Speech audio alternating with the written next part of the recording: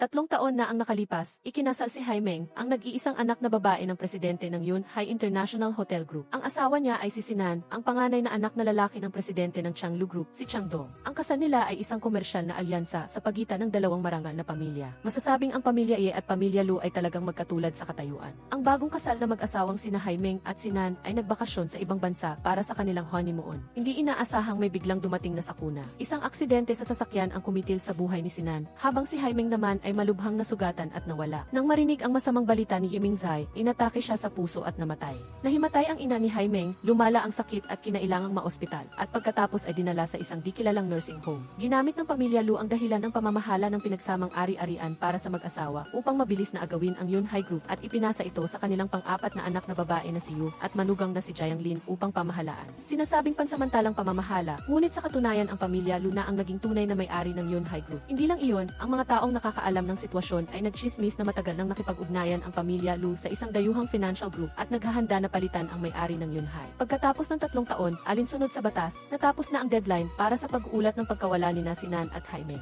Ang pamilya Ye at pamilya Lu ay hayagang nagdaos ng libing para sa mag-asawa upang ipahayag na formal na silang pumanaw, at marami ang nakuhang atensyon ng mga mamamahayag na nag-ulat. Walang inaasahan, si Haimeng, na nawawala sa loob ng 3 taon, ay biglang lumitaw sa kanyang sariling libing na nakasuot ng pulang damit, at siya mismo ang bumuwag sa panaginip ng pamilya Lu na agawin ang Yunhai. Tumanggi si Siyu na ibigay ang kontrol at mga bahagi ng Yunhai, kaya nagpakita si Haimeng ng mapilit na presensya. Ipinahayag niya na ang kasunduan sa pakikipagtulungan na naglalayong iligal na ibenta ang 30% ng mga bahagi ng Yunhai ay walang bisa. 3 taon na ang nakalipas, nagpagawa si Sinan ng isang espesyal na pintura para kay Haimeng. Nang marinig si Sinan na nagkukwento tungkol sa isang perpektong honeymoon, naniwala si Haimeng nang walang kaalam-alam na ang pagpapakasal sa kanya ay magdadala ng kaligayahan habang buhay. Subalit, isang gabi, may naglubog sa kanya sa tubig. Nang magising siya, nakita niya lang si Sinan, ngunit nagkunwari siyang kakasalba pa lang sa kanya. Habang nagdududa si Haimeng kung si Sinan ba talaga ang naglubog sa kanya, nakarinig siya ng ingay ng pag-aaway. Tinalo ni Sinan ang dalawang lalaking nakamaskara at nagmadaling nagmaneho palayo kasama si Haimeng mula sa mansyon. Sinabihan niya siya na kung may mangyari sa kanila sa hinaharap, huwag na huwag siyang makikipag-ugnayan o hihingi ng tulong sa sinuman. Hindi pa lubos na naiintindihan ni Haimeng kung ano ang nangyayari nang humabol na ang dalawang lalaki. Pinindot ni Sinan ang gas at ang mabilis na tumatakbong sasakyan ay nabangga at tumaob ng isang truck sa intersection na nagdulot ng isang matinding aksidente. Nang magising si Haimeng, nakilala niya si Lingke at nalaman na siya ay nasa ospital ng simbahan. Si Lingke ay isang interpreter na inimbitahan ng ospital. Sinabi ni Lingke kay Haimeng ang tungkol sa sitwasyon ng kanyang mga magulang at inulit ang eksaktong sinabi ni Sinan, pinapayuhan siyang huwag makipag-ugnayan o magtiwala sa sinuman. Ang operasyon sa bone graft ay maaari lamang pirmahan at aprubahan ni Haimeng mismo. Sa simula, hindi naniwala si Haimeng at tumawag para humingi ng tulong. Ngunit nang makita niya ang balita sa Xi, napagtanto niya na ang kanyang tiyo na si Viet Chai ay nagtaksil sa kanya.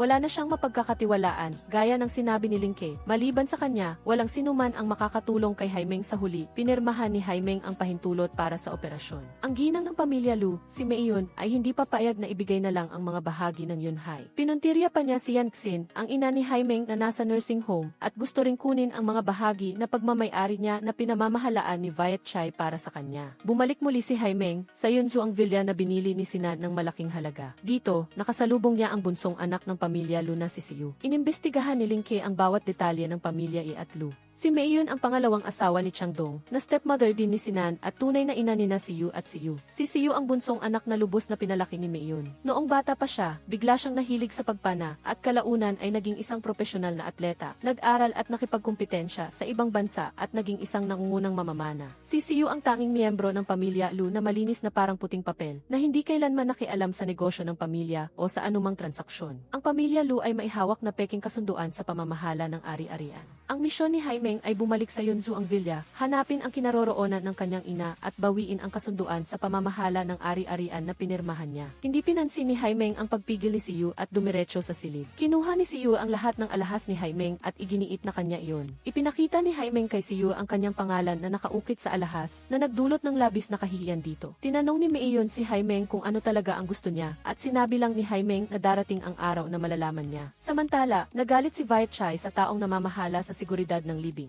Ipinayo ng kanyang anak na si Bai Chen na ang pinakamahalagang gawin ngayon ay alamin ang ugat ng pangyayari at hindi sisihin ang security team. Gayunpaman, si Viet Chai, na may mapagmataas na ugali, ay hindi nakinig, sa halip ay naisip niyang tinuturuan siya ng kanyang anak kung paano magtrabaho kaya lalo siyang nagalit. Nang gabing iyon, habang umiinom si Bai Chen sa bar, sandali niyang nakita ang anino ni Ling Ke sa aquarium, ngunit sa isang iglap, nawala na ito. Inakala niyang naghahallucinate lang siya. Inalughog ni Haimeng ang silid aklatan, ngunit walang nakitang palatandaan tungkol sa kasunduan. Sa hindi sinasadyang pagkakasalubong kay Haimeng, hindi sinasadyang umibig ang inosenteng puso ni Siyu. Dahil sa paalala ni Ling Ke, napagtanto ni Haimeng na hindi pa niya nasuri ang silid ni Siyu. Sa tulong ni Ling Ke, nadisable ang sistema ng surveillance camera. May 12 minuto si Haimeng upang pumasok sa silid ni Siyu at maghanap ng mga palatandaan. Sa silid, nakita ni Haimeng ang isang nakalock na kahon, ngunit sa sandaling iyon, bumalik si Siyu. Nagmadaling tumakas si Haimeng at parehong hinabol ni na Siyu at Bai Chen ang tumatakas na anino. Nakatakas si Haimeng sa paghabol ni Siyu. Samantala, dahil sa pag-aalala para sa kanya, nagmadaling bumaba si Ling Ke mula sa sasakyan at pumasok sa Yunzu ang villa at nakita siya ni Bai Chen na tumakbo matapos makarinig ng ingay. Nakilala niya na siya ang babaeng nagpakita sa bar noon. Binalaan siya ni Ling Ke na mas mabuting itabi na niya ang mga walang kabuluhang iniisip at mag-focus sa trabaho sa Yunhai, kung hindi ay baka mawala ang kanyang puso nang hindi niya namamalayan. Dahil sa pagmamadali, kahit hindi niya nabuksan ang nakalock na kahon, hindi sinasadyang natuklasan ni Haimeng ang dalawang salitang kayanyang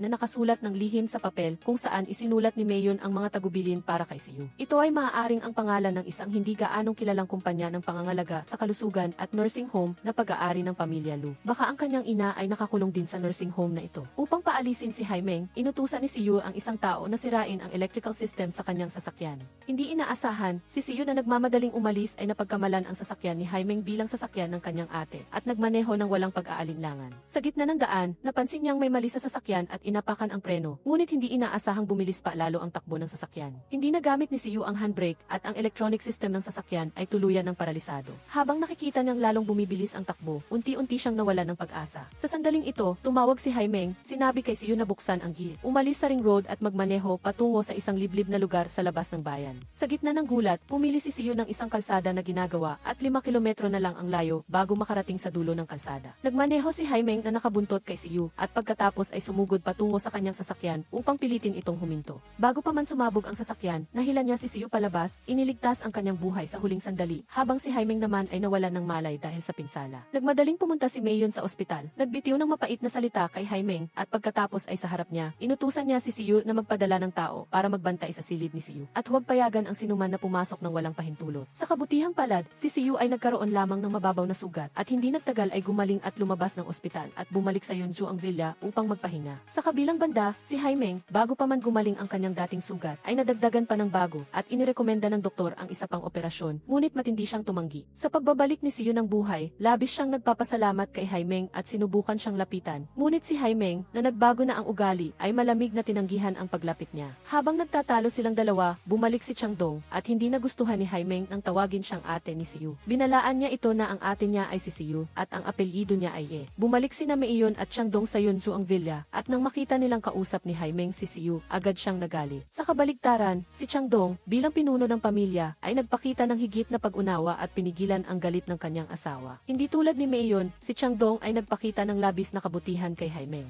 Magiliw niyang inalala ang unang pagkakataon na dinala ni Sinan si Haimeng sa hotel upang ipakilala siya na nagpaantig kay Haimeng sa kabila ng kanyang malamig na panlabas. Binanggit din ni Changdong ang Yunzu ang villa at ang Yunhai Group. Ipinahayag niya ang kanyang kahandaang ibalik ang lahat kay Haimeng, lalo nitong ginawang mag-alinlangan ang pader ng pagtatanggol sa puso ni Haimeng. 2 araw na lang ang nalalabi para sa ika-negatibo 60 kaarawan ni Changdong. Nagplano siyang magdaos ng pagdiriwang sa Yunzu ang villa at umaasa na magagamit ni Haimeng ang pagkakataong ito upang opisyal na ipaalam sa lahat ang tungkol kay Sinan. Nangako si Changdong na pagkatapos ng handaan, ibabalik ng pamilya Lu ang lahat ng utang nila sa kanya. Gayunpaman, nakaramdam pa rin si Haimeng na may mali. Pinaalalahanan din siya ni Ling Ke na huwag basta-basta magtiwala dahil lamang sa kaunting kabaitan. Sa araw ng pagdiriwang, nakatanggap si Haimeng ng tawag mula kay Ling Ke. Natukoy ni Ling Ke ang impormasyon tungkol sa Tayanyang, ngunit ang tunay na pangalan nito ay Yang Tean. Sa labas ng bayan ay may isang napakalaking nursing home na tinatawag na Yang Teanyan. Nalaman din niya na ang isang nominal na shareholder ay ang asawa ng isang miyembro ng Lu Group Board of Directors Directors at mayroong isang napakataas na antas at confidential na medical center sa lugar na ito. Agad na sinabi ni Haimeng kay Lin Ke na ipaalam kay Tangxin upang simulan agad ang investigasyon. Dapat niyang alamin kung ang kanyang ina, si Tangxin, ay nakakulong doon o hindi. Si Bai Chen ang tanging tao sa buong pamilya iyan na tapat kay Haimeng, ngunit hindi niya ito kayang makita dahil sa takot na mawawala ang kanyang lakas ng loob upang lumaban. Nang gabing iyon, plinano ni Haimeng na lumabas, ngunit pinigilan siya ni Chang Dong na nagsabing gusto niya siyang ipakilala sa mga miyembro ng Board of Directors. Mabilis na napansin ni Haimeng na wala sina Jiang Lin at Viet Chai, kaya agad siyang nag-text kay Lin Ke. Kasabay nito, pinuwersa ng ilang lalaking nakaitim si Tangxin na pumirma sa isang kasunduan. Lumaban si Tangxin at sa pagtatalo, nahulog siya mula sa kama. Bago mawala ang kanyang malay, nahilan niya ang maskara ng isa sa mga lalaking nakaitim at labis siyang nagulat nang makilala niya ito. Nang matanggap ni Haimeng ang balita, agad siyang umalis sa party at nagmadaling pumunta sa medical center. Ngunit pumanaw na ang kanyang ina dahil sa hindi matagumpay na resuscitation. Sa tindi ng kalungkutan, bumalik ang lumang sugat ni Haimeng at nahimatay siya sa kalye. Dahil sa pag-aalala, hinabol siya ni Siyu at pagkatapos ng nagmamadaling paghahanap, sa wakas ay natagpuan niya itong walang malay sa tabi ng kalsada. Iniligtas ni Siyu si Haimeng, pagkatapos ay nakipag-ugnayan kay Lin Ke at lihim siyang dinala pabalik sa kanyang pribadong silid sa Yun Hai Hotel nang hindi napapansin ng sinuman.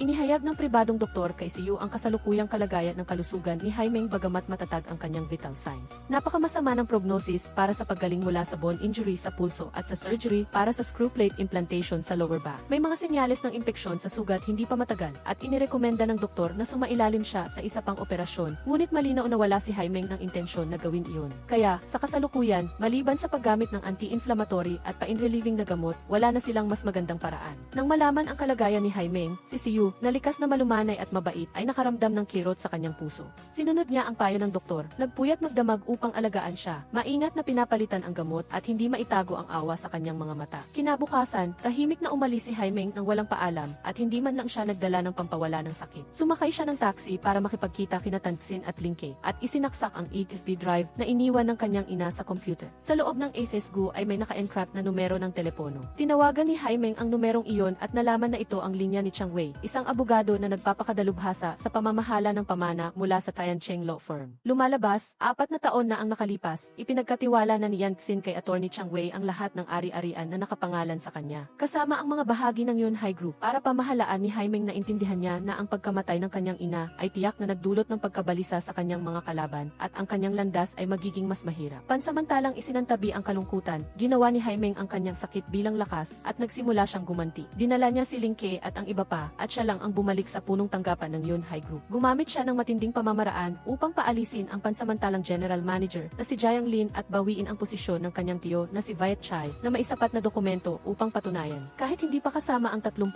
na bahagi na co-owned nila ni Sinan. Ang mga bahagi lamang na iniwan ng kanyang mga magulang ay sapat na upang maging siya ang pinakamalaking shareholder na may ganap na kapangyarihan sa Yun Hai. Lubos itong ikinagulat ni Mei Yun. Matapos mabawi ang posisyon ng general manager, bumalik si Haimeng sa Yun Suang Villa at nakita muli si Siyu. Alam ni Siyu na nakikipaglaban siya para sa kontrol ng Yun Hai Group laban sa kanyang ina, ngunit wala siyang pakialam tungkol dito. Ang tanging ikinababahala niya ay ang mga lumang sugat at ang kalusugan ni Haimeng. Ang tapat na damdamin ni Siyu para kay Haimeng na nanatiling pareho ay unti-unting nagpainit sa kanyang puso, na palaging nakatago sa ilalim ng malamig na maskara. Sa pagkakataong ito, hindi na niya tinanggihan ang atensyon niya, kundi siya na mismo ang nag-aya na magkita sila bukas. Kinabukasan, pagpasok ni Haimeng sa study room, nakita niya na naroon na si Sivu. Ang malambot na sikat ng araw ay tumama sa kanyang profile, na lumilikha ng kakaibang mapayapang tanawin. Sa pangangalaga ni Sivu, masunuring ininom ni Haimeng ang gamot. Tumingala siya sa punong-puno ng mga aklat na bookshelf at sinabi niya na karamihan sa mga aklat na ito ay dinala ni Sinam mula sa kanyang mga biyahe sa ibang bansa. Si Sivu ay nag-aral ng archery dahil din sa paghihikayat ng kanyang kuya. Sa mga aklat na iyon, may isang nakasulat sa Latin na hindi mabasa ni Sivu. Gayunpaman, dati itong itinuro ni Sinam kay Haimeng kaya't may alam siya.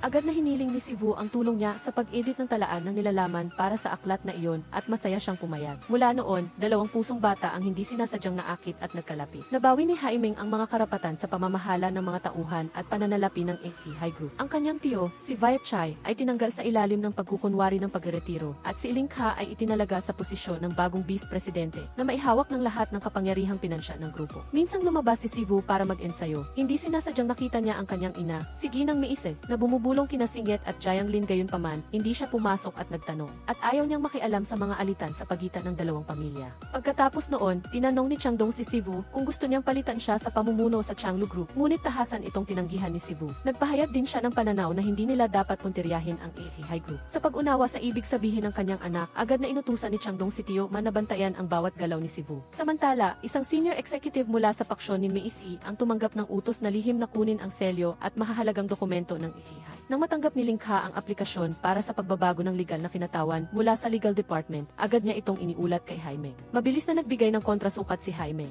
Naharang niya ang sekretarya bago pa man madala ng babae ang selyo at mga dokumento palabas ng kumpanya at nabawi ang pinakamahalagang bagay. Kasabay nito, hindi sinasadyang natuklasan ni Sivu na si Jiang Lin ay nagpaplanong mag-apply para sa isang death certificate para kay Sinam. Hula niya na gustong gamitin ni Jiang Lin ang pamamaraang ito upang i-activate ang kasunduan sa otorisasyon sa pamamahala ng pinagsamang ari-arian ng mag-asawa na nilagdaan ni Sinam. Sa kanyang pagkalkula, alam ni Haimeng na hindi siya makakarating sa oras para pigilan si Jiang Lin. Ang tanging paraan ay humingi ng tulong kay Sivu. Nang marinig ito, agad na kumilos si Sivu. Hinarangan niya ang sasakyan ni Jiang Lin sa kalagitnaan ng daan. Nagkunwari na ang kanyang pagkabalisa bago ang laban ay umulit. Ginamit ang lahat ng paraan upang mapanatili si Jiang Lin at makakuha ng oras para kay Haimeng. Kasabay nito, nauna ng isang hakbang si Kiedi. Nakumpleto ang mga pamamaraan at nakuha ang death certificate ni Sinam. Matapos maayos ang lahat, nag-text si Haimeng upang makipagkita kay Sivu sa study room. Pagkakita pa lang, napansin ni Sivu ang malungkot at madilim na mukha niya at ang kanyang sugat sa pulso ay namagamuli. 3 taon na ang nakalipas mula noong aksidente sa kotse ni Sivu. Hindi kailanman hinawakan ni Haimeng ang anumang bagay na may kaugnayan kay Sinam at masasabing sadyang umiwas siya. Ngunit ngayon, nang hawak niya ang death certificate, doon niya lang talaga naramdaman ang isang masakit na katotohanan.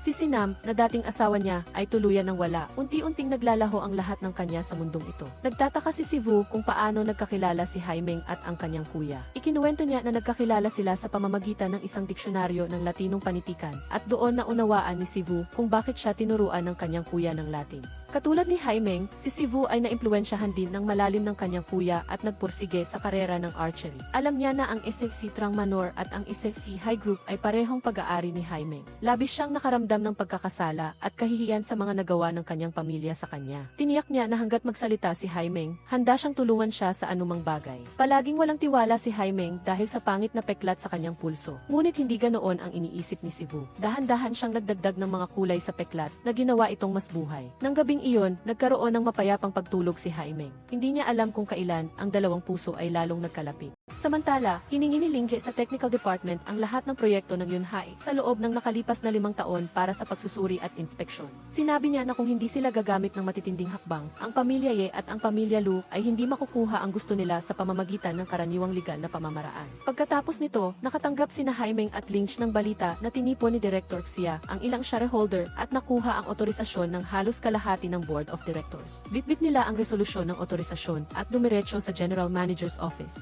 Inihayag ni Director Xia na ang Board of Directors ay magsasagawa ng pangkalahatang pagpupulong ng mga shareholder sa presensya ng buong media sa loob ng 7 araw. Kalmadong pumayag si Haimeng na dumalo. Sa kasalukuyan, ang aktwal na kontrol ay nasa kamay niya. Ang tanging bagay na kulang sa kanya ay ang ganap na kontrol sa Board of Directors ng Yunhai. Kung hindi niya hawak ang sapat na kontroladong bahagi, kapag nagkaisa ang iba pang maliliit na shareholder, mahirap na mapanatili ang posisyon ni Haimeng bilang General Manager. At upang makuha ang bahaging iyon, kailangan niyang hatiin ang kanilang pinagsamang ari-arian ni Sinan. Ito ang kahinaan na tinatarget ng mga direktor at ito rin ang huling barahan ng pamilya Lu. Nagdesisyon si Haimeng na bumalik sa Yunzu ang manor, palihim na pumasok sa silid ni Shu para humanap ng pagkakataong mabawi ang peking kasunduan. Hindi inaasahan, hating gabi, biglang tinawag ni Shu si Shu para pumunta kung saan at ang pinto ng kanyang silid ay nanatiling nakabukas. Naramdaman ni Lingje na may kakaiba, pinayuhan si Haimeng na sumuko, ngunit nagpumilit pa rin siyang pumasok. Sa gitna ng lahat ng ito, biglang bumalik si Shu. Maya-maya, kumatok muli si Shu sa pinto, nagmamadali siyang buksan ito. Sa sandaling ito, ang liwanag na sumasalamin mula sa screen ng telepono ay nagpabunyag kay Shu sa presensya ni Haimeng. Nang marinig ang kakaibang ingay, hinulaan ni Shu na mayroon pang ibang tao sa loob ng silid, kaya mas malakas siyang kumatok. Mahigpit na tinakpan ang bibig niya, nagpasya si Shu na tulungan si Haimeng, kaya hindi niya binuksan ang pinto para kay Shu. Hindi nagtagal, ang mga yabag sa labas ay umalis din. Inamin ni Haimeng na siya rin ang pumasok ng palihim noong nakaraan at ang kanyang layunin ay hanapin ang kasunduan sa otorisasyon. Ang silid na ito ay dating kay Sinan, kaya hindi alam ni Shu ang tungkol sa pag-ira ng code safe na ito at lalong hindi alam ang password nito. Gayunpaman, biglang naalala ni Shu ang isang serye ng mga numero na madalas banggitin ni Sinan noong nabubuhay pa siya. Iyon ang araw kung kailan unang nanalo si Shu ng premyo sa isang archery competition. Sa tulong ni Shu, nabuksan ni Haimeng ang safe. Sa loob ay may isang bag ng mga dokumento, ngunit nang buksan ito ay puro puting papel lang. Sa sandaling iyon, nag-text si Lynch na hindi maganda ang sitwasyon, hinimok siyang umalis kaagad. Nagmadaling umalis si Haimeng sa silid ni Shu, ngunit hindi inaasahan, naghihintay na pala si Mayon kasama sina Shu at Jiang Lin sa labas. Pagkatapos ng mainit na pagtatalo, ipinakita ni Mayon ang tunay na kasunduan sa otorisasyon at inutusan si Shu na ikulong. Bago magsimula ang pangkalahatang pagpupulong ng mga shareholder, hindi siya pinahihintulutang umalis kahit isang hakbang. Agad na nagbigay ng anunsyo ang pamilya Lu, bilang otorisadong kinatawan ng panganay na anak, kukunin nila ang ganap na kontrol sa Yunhai Group. Kasabay nito, magsasagawa sila ng ika-negatibo, 4 na anibersaryo ng kamatayan at opisyal na seremonya ng libing para kaisinan pagkatapos ng 4 na araw. Nangangahulugan ito na ang death certificate na hawak ni Haimeng ay nasa panganib na ma-void at mawawalan siya ng karapatan na gamitin ang Yunzuang Manor pati na rin ang aktwal na kontrol sa Yunhai. Para makayanan ito, inanyayahan ni Lingji si Baichen na makilahok sa kanilang susunod na plano. Nakakulong sa kanyang silid, labis na nag-aalala si Shu tungkol sa sitwasyon ni Haimeng. Nang hindi siya sumasagot sa tawag, lalo siyang nabalisa. Pagkatapos, kumatok si Haimeng sa silid ni Shu at kinausap siya sa telepono.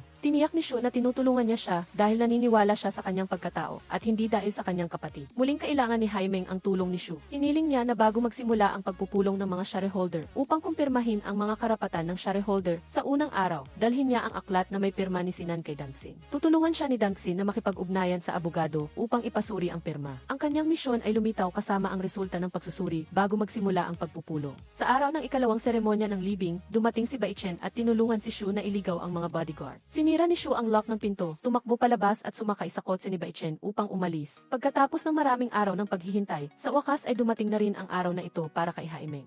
Gamit ang pagdaraos ng libing para kay Sinan bilang dahilan, ang Yunhai Zhaoji Group ay kaagad na nagtipon ng isang pangkalahatang pagpupulong ng mga shareholder upang itatag ang pagmamay-ari. Bago magsimula ang pulong, nakipag-usap na si Mayon kina Viet Chai at Xiao Ting. Alam niya ang kahinaan ni Viet Chai, kaya hindi siya natatakot na hindi ito sumunod sa kanyang plano. Sa sandaling ipahayag na ang aktwal na kontrol ng Yunhai Zhaoji ay bumalik sa pamilya Lu, pumasok si Haimeng kasama ang isang grupo ng mga tao. Ang talumpati ni Director Xia ay kaagad na sinalungat ni na Haimeng at Lynch gamit ang mga hindi maikakailang ebidensya. Ayon sa ebidensya, si Director Xia ay maraming beses nang tumawag sa Secretary's Office. Nagbigay ng pera at paraan para makatakas ang kabilang panig. Ang mga ebidensyang ito ay sapat na upang patunayan na si Director Xia ay sadyang nag-utos sa iba na nakawin ang selyo ng kumpanya at mahahalagang dokumento. Hindi na nakapagtimpi si Shu, tumayo siya at susubukang makipagtalo para magpakawala ng galit, ngunit natigilan siya sa ulat ng pagkukumpuni ng kotse na ipinakita ni Haimeng. Dahil dito, nagmamadaling tumayo si Jiang Lin at hinarangan si Shu. Nagpatuloy si Lingge sa pagbanggit tungkol kay Sidekick. Ang mag-asawang Xiao Ting at Viet Chai ay nagulantang sa sarili nilang kasalanan, hindi mapakali. Ang mga salita ni Lynch mula sa likuran ay lalong nagparamdam kay Xiao Ting na tila may tumutusok sa kanyang likod. Nagpalabas si Lynch ng video ng surveillance sa pinangyarihan.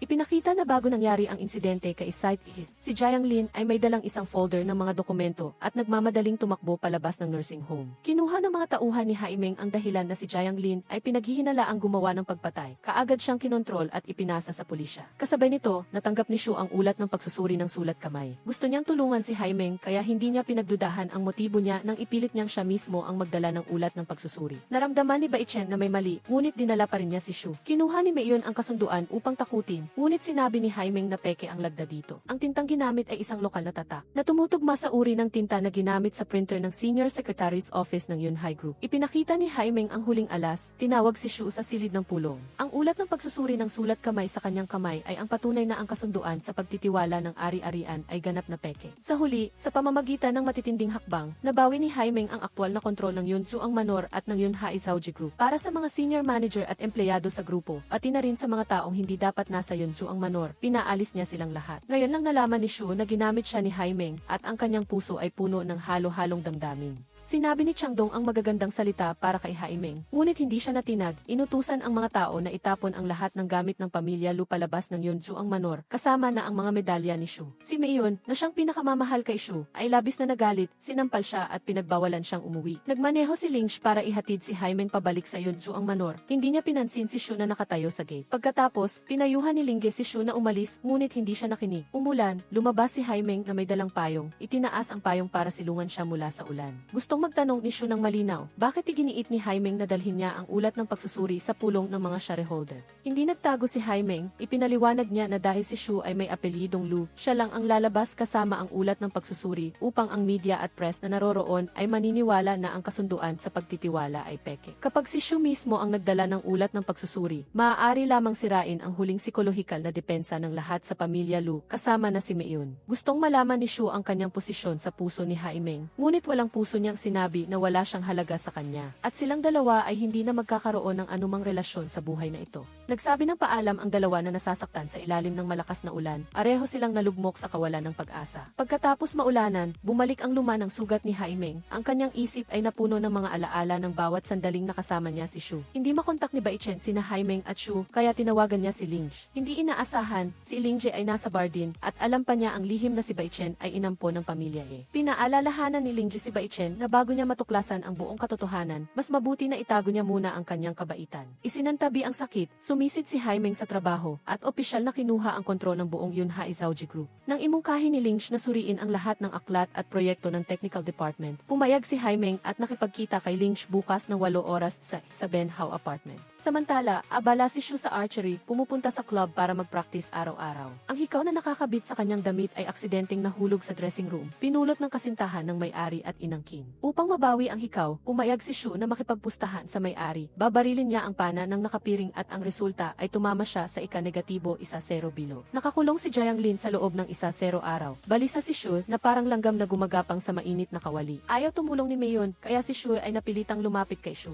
Kinumbinsi siyang sumama sa kanya para makita si Haimeng upang linawin ang katotohanan tungkol sa aksidente noong nakaraang taon. Nag-text lang si Haimeng kay Lingje na darating siya sa loob ng 30 minuto, at nang buksan niya ang pinto ay nakita niya sina Shu at Shu na nakatayo sa harap niya. Nilinaw ni Shu ang dahilan ng kanilang pagdating, habang si Shu naman ay dumiretso sa punto. Tinatanong si Haimeng kung bakit namatay si Sinan sa aksidente noong nakaraang taon habang siya ay buhay pa. May dahilan si Shu para maghinala na umupa si Haimeng ng isang tao sa ibang bansa para patayin si Sinan dahil pagkatapos ng aksidente, hindi nagpa-opera si Haimeng sa pinakamalaking sentral na ospital doon, ngunit lihim na inilipat sa ibang ospital. Kahit na sinagot niya ang mga tanong ng pulisya pagkatapos. Ngunit ang buong proseso ng kanyang plastic surgery at kasunod na therapy ay isang misteryo. Ang 3 taong panahon ng pagkawala na ito ang naging dahilan upang pagdudahan siya ni Shu. Mariing iginiit ni Haimeng na ang aksidente ay isang hindi sinasadyang insidente lamang, ngunit tumanggi siyang ibunyag kung saan siya nagpa-opera. Ang pag-ibig ni Shu ay naging puot. Nagpahayag siya na mula ngayon ay magiging magkaaway sila kapag nagkita. Nang dumating si Lingje, umalis na sina Shu at Shu. Bumalik si Haimeng at Lingje sa Benhao apartment. Naniniwala siya na hindi na si Shu ang pangunahing alalahanin at maaari na silang magsimulang magplano na target si Jiang Lin. Inutos ni Lingje na muling imbestigahan ang lahat ng mga file ng proyekto ng Yunhai Group sa nakalipas na 5 taon.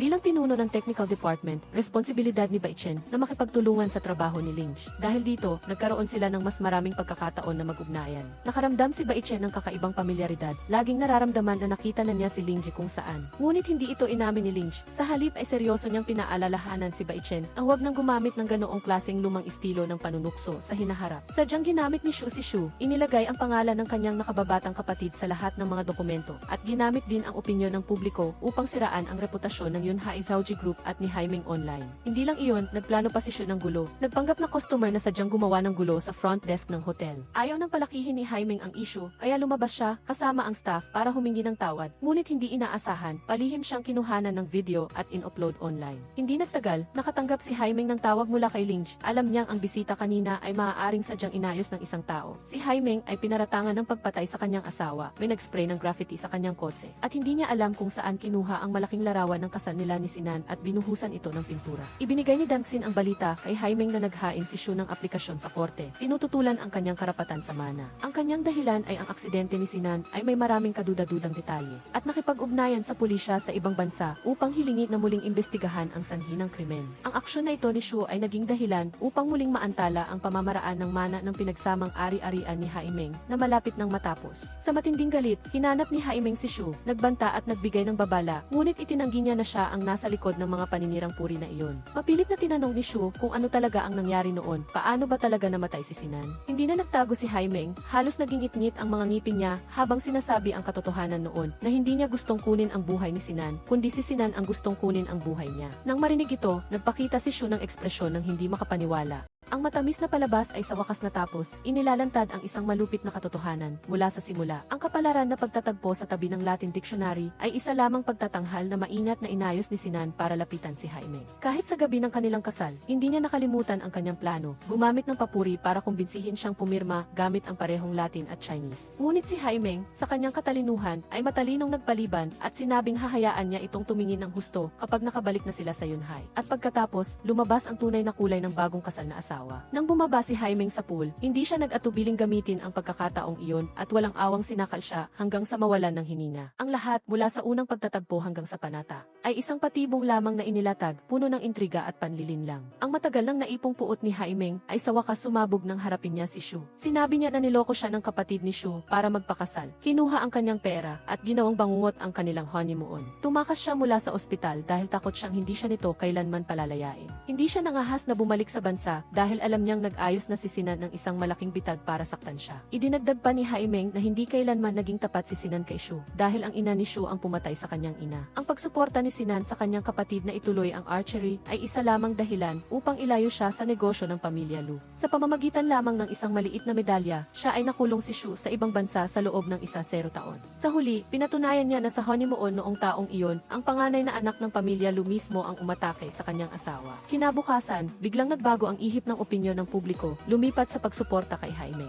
Nagsimulang maghinala ang mga tao na sinadya ng pamilya Lu na pahirapan siya dahil gusto nilang angkinin ang Yunhai. Para kay Shu, tuluyan siyang naligaw sa gulo na nilikha ng sarili niyang pamilya. Hindi niya maintindihan ang mga kakaibang aksyon ng kanyang ama. Bakit hindi bumalik sa lumang villa? Bakit pinigilan ang mga miyembro ng pamilya na makialam sa grupo? At bakit niya tinitingnan ang ari-arian ng pamilya niya? Isang kakilakilabot na hinala ang pumasok sa kanyang isip. Siguro ba 3 taon na ang nakalipas? Nagplano ang buong pamilya ng isang malupit na plano para patayin si Jaime. Ang malamig na sagot ni Meiun ay parang isang saksak na nagpapatunay sa lahat ng kanyang pinakamasamang hinala na ang pamilya Lu ang kanyang tunay na pamilya at ang lahat ng ginawa nila ay para sa kanyang kinabukasan. Nang hindi na kailangang makinig pa, tumalikod si Shu at umalis, ang sagot ay napakaliwanag na. Sa mabigat na puso, hinanap ni Shu si Jaime, ngunit nakita lamang niya ang isang malamig na tingin at isang maputlang katawan, sinabi niyang huwag na siyang hanapin pa. Nakiusap siya, umaasang maaari silang bumalik sa mapayapang araw, tulad noong nasa Manor, nang walang alalahanin sa pagkakakilanlan o nakaraan. Ang mga salitang iyon ay tila tumama sa kanyang sakit na nagpahiyang sa kanyang mga bisi. Nakita ang pulang peklat sa kanyang kamay. Hindi nag-isip si Shu, agad siyang binuhat at isinakay sa kotse. Humihikbi si Jaime sa sakit. Mabilis na huminto si Shu sa isang botika, bumili ng pain reliever. Ang kakaibang tingin ng may-ari ng botika sa kanya, kasama ang sulyap sa family photo ni Sinan, ay nagdulot ng masamang pakiramdam. Pagbalik sa kotse, malumanay niya itong hinikayat na uminom ng gamot at mabilis siyang dinala sa ospital. Sinabi ng doktor na bumaba na ang lagnat niya, ngunit kung hindi siya sasailalim sa operasyon para muling itanim ang bone screw, mas lalala ang impeksyon. Tahimik na umupo si Shu sa tabi ng kama, mahina siyang nangako na hindi na siya masasaktan pa. Samantala, hindi pa natatapos ang laro ng pamilya Lu. Pinalaya si Jiang Lin at inutusan ni Meiun ang kanyang manugang na linisin ang lahat ng labas na relasyon ni Sinan bago ilabas ang huling nakatagong alas. Kinaumagahan, sumikat ang araw sa bintana na tumama sa natutulog na mukha ni Shu. Tahimik siyang tinitigan ni Jaime, naalala niya na sa gitna ng kanyang delirium ay paulit-ulit niyang naririnig ang kanyang panalangin na sana ay hindi na siya masaktan pa. Nang magising siya, ang kanyang antok na tingin ay mabilis na napalitan ng pag-aalala. Nakiusap siya na huwag na silang mag-away pa. Inamin ang kanyang takot nang makita siyang nawalan ng malay. Ang malamig na pader sa pagitan nila ay tila natunaw. Tiningnan niya si Shu, sinabi niyang niloko niya ito, at sinaktan naman siya ni Shu, kaya mula ngayon ay magkaibigan na sila. Humingi siya ng paumanhin dahil hindi niya nasabi ang totoo ng mas maaga, at natahimik silang pareho. Hindi pa rin makapaniwala si Shu sa tunay na kulay ng kanyang kapatid na dating hinahangaan, habang si Jaime ay nasasaktan nang mapagtanto na ang taong lumuhod upang mag-propose sa kanya ay siya ring may masamang hangarin na saktan siya. Biglang bumalik ang mga alaala ni Jaime sa aksidente noong taon na iyon. Napagpasyahan ng pulisya na ang driver ng truck ay isang lokal lamang na walang kaugnayan kay Sinan o sa pamilya Lu. Nangyari ang aksidente habang sinusubukan ni Sinan na itakas siya mula sa pag-atake sa hotel. Ito ang nagpahinala sa kanya na may isa pang nakatagong kamay na nag-ayos ng lahat. Nakita siyang malalim na nag-iisip, mahinang nagtanong si Shu kung may maitutulong ba siya. Umaasa si Jaime na mas maging tapat sila sa isa't isa. Pumayag siya, nangako na sasabihin ang lahat ng alam niya at hiniling na sabihin din niya sa kanya kung may nangyari. Ang pangakong iyon ay parang hindi nakikitang tali na nag-ugna isa dalawang nasaktang kaluluwa. Pauwi sa Manor, biglang iminungkahi ni Shu na dumaan sila sa archery school. Gusto niyang ipakita sa kanya ang isa pang bahagi ng kanyang buhay. Nagulat si Haimeng nang mapagtanto na ang batang lalaki noon ay matanda na ngayon at may sariling karera. Bago pumasok, hindi niya nakalimutan na paalalahanan siyang mag-ingat sa kanyang sugat. Kasabay nito, sa maliit na butika, isang bagong unos ang lumitaw. Galit na dumating ang mag-asawang Shu na may mapagmataas na mukha. Nagtapon si Shu ng isang tumpok ng pera sa mesa. Inutusan si Jingmin na umalis sa lungsod. Ngunit mariing tumanggi si Jingmin, sinabing gusto niyang manatili sa lugar na ito kung saan nakatago pa ang alaala ni Sinan. Lalo pang tumindi ang tensyon ng umuwi si Xuanxuan, ang anak ni Jingmin, mula sa paaralan. Walang malay at magalang na tinawag ng bata si Shu na Cha na nagpadagdag sa mabigat na kapaligiran. Niyakap ni Jingmin ang kanyang anak, kalmado siyang nagpaalala na alam din ng bata ang kanyang tiyuhin at ang kanyang lolo't lola. Bukod pa rito, si Xuanxuan ang kaisa-isang anak ni Sinan. Samantala, sa firing range, naakit si Haimeng sa isang pana na nakasabit sa dingding. Ipinaliwanag ni Shu na ito ay gravity bow, isang uri na tanging mga lalaki lamang ang may sapat na lakas para gamitin. Pagkatapos, nagdala siya ng isa pang set ng pana, mas magaan, custom-made at dinala mula sa ibang bansa. Sinabi niya na ang set ng pana ay para sa taong pinakagusto niyang bigyan, si Haimeng. Ang kanyang mga salita ay nakapagpalala sa kanya. Maingat siyang tinulungan ni Shu na isuot ang protective gear. Nang yumuko siya para ikabit ang mga buttons, ang mainit na hininga ay humaplos sa kanyang pisngi na nagpakaba sa kanyang puso. Pagkatapos ay lumuhod siya sa isang tuhod. Masinsinang isinuot ang gloves para sa kanya na may pagkamaginoo at paggalang tulad ng isang tahimik na panukala ng kasal. Si Haimeng ay naguguluhan, nagsasabing hindi pa siya nakakapagpana at ang sugat niya sa likod ay hindi pa lubusang gumagaling. Sa pagkarinig nito, agad na hinubad ni Siyu ang kanyang panlabas na jacket, lumapit at niyakap siya mula sa likuran. Ang pagyakap niya ay hindi lang para magbigay gabay, kundi parang isang matibay na kalasag, nagpoprotekta. Lumapit siya sa tainga nito, maingat na inakay sa bawat galaw. Hinawakan ng kanyang mga kamay ang kamay niya, sabay nilang hinatak ang tali ng pana. Ang palaso ay humagibis, tumama mismo sa gitna. Habang dahan-dahang bumabalik ang koneksyon ni na Haimeng at Siyu, sa Yunhai, isang tahimik na paghahanap ang nangyayari. Masigasig na sinusuri ni Lingke ang financial ledgers, ngunit lahat ay kahanga-hanga sa paraang kaduda-duda. Nang maubusan ng tinta ang panulat sa kanyang kamay, inis siyang nagbukas ng drawer upang itabi ito at hindi sinasadyang may narinig siyang kalansing. Naramdaman niyang may hindi tama, mas hinanap pa niya at natuklasan sa ilalim ng drawer ang isang lihim na kahon na naglalaman ng isang folder ng dokumento ng posisyon. Nang sumapit ang gabi, ang malamig na hangin ay pumasok at ang lumang sugat sa pulsuhan ni Haimeng ay muling sumakit. Nag-text siya para magtanong ng direksyon ng butika at nag-isang nagpunta. Pagkakita sa kanya, bahagyang nataranta si Jingmin, nagmadaling pumasok upang itago ang larawan ng pamilya. Ngunit ang aksyon na iyon ay hindi nakatakas sa mga mata ni Haimeng. Mabilis na lumabas ang katotohanan ng walang mali siya si Xuanxuan. Ang anak ni Jingmin na nagdala ng lumang album at ipinakita sa kanyang ina ang mga larawan ng kanyang ama.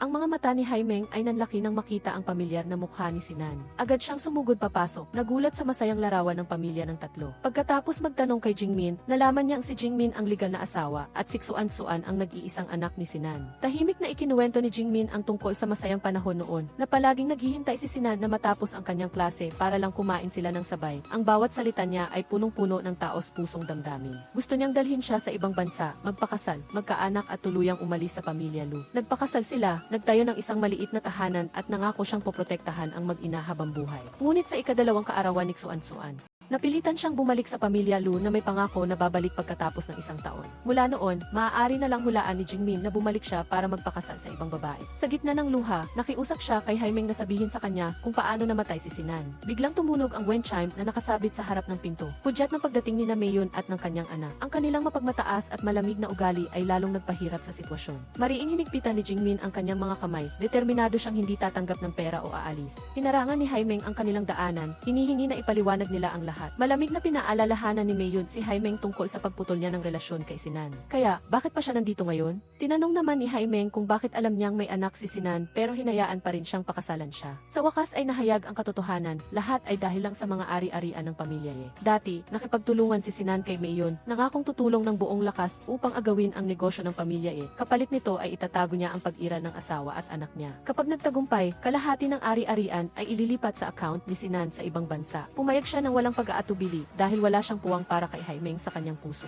Habang nagpapatuloy ang tensyong komprontasyon sa butika, sa mansion, tahimik na nagkokonekta ang tadhana ng mga di nakikitang sinulid, bumalik si Siyu upang kumuha ng ilang libro. Sa pagmamadali, napadaan siya sa isang kasambahay at biglang naakit ang kanyang mata sa kumikinang na bagay sa tray na dala niya, isang hikaw na ruby. Sinabi ng kasambahay na iyon ang paboritong alahas ni Haimeng, ngunit nawalan siya ng isa sa kanilang paglalakbay sa ibang bansa. Biglang tumigil ang puso ni Siyu, kinuha niya sa kanyang bulsa ang hikaw na matagal na niyang iniingatan. Ang 2 piraso ng alahas ay ganap na nagtugma na parang hindi kailanman nagkahiwalay. Ang alaala ng kanilang paglalakbay sa Monaco noong nakaraang taon ay bumalik. Noon, tumayo siya sa tabi ng wishing pond, naghagis ng barya para sa swerte at hindi sinasadyang nabangga ang isang babaeng nakasuot ng pulang damit. Paglingon niya, nakita niya lang sa lupa ang kumikinang na hikaw at ang anino ng babae ay nawala na sa dulo ng kalsada. Mula sa kaibuturan, bigla niyang tinanong ang sarili kung si Haimeng ba ang babae noong taon na iyon. Biglang tumunog ang telepono, pinutol ang kanyang pag-iisip. Ang boses ni Bashen ay nagmamadali, nag-udyok sa kanya na hanapin si Haimeng walang pag-aatubili. Nagmadali si Siyu sa butika, kung saan nag-aalala din si Linke. Naalala ni Linke ang isang espesyal na lugar na binanggit ni Haimeng lumabas na pumunta siya sa tabi ng malaking puno, ang lugar na naugnay sa pangako at panlilinlang. Ang alaala ng matatamis na salita ni Sinan ay bumalik, ngunit ngayon, lahat ay isang mapait na biro na lamang.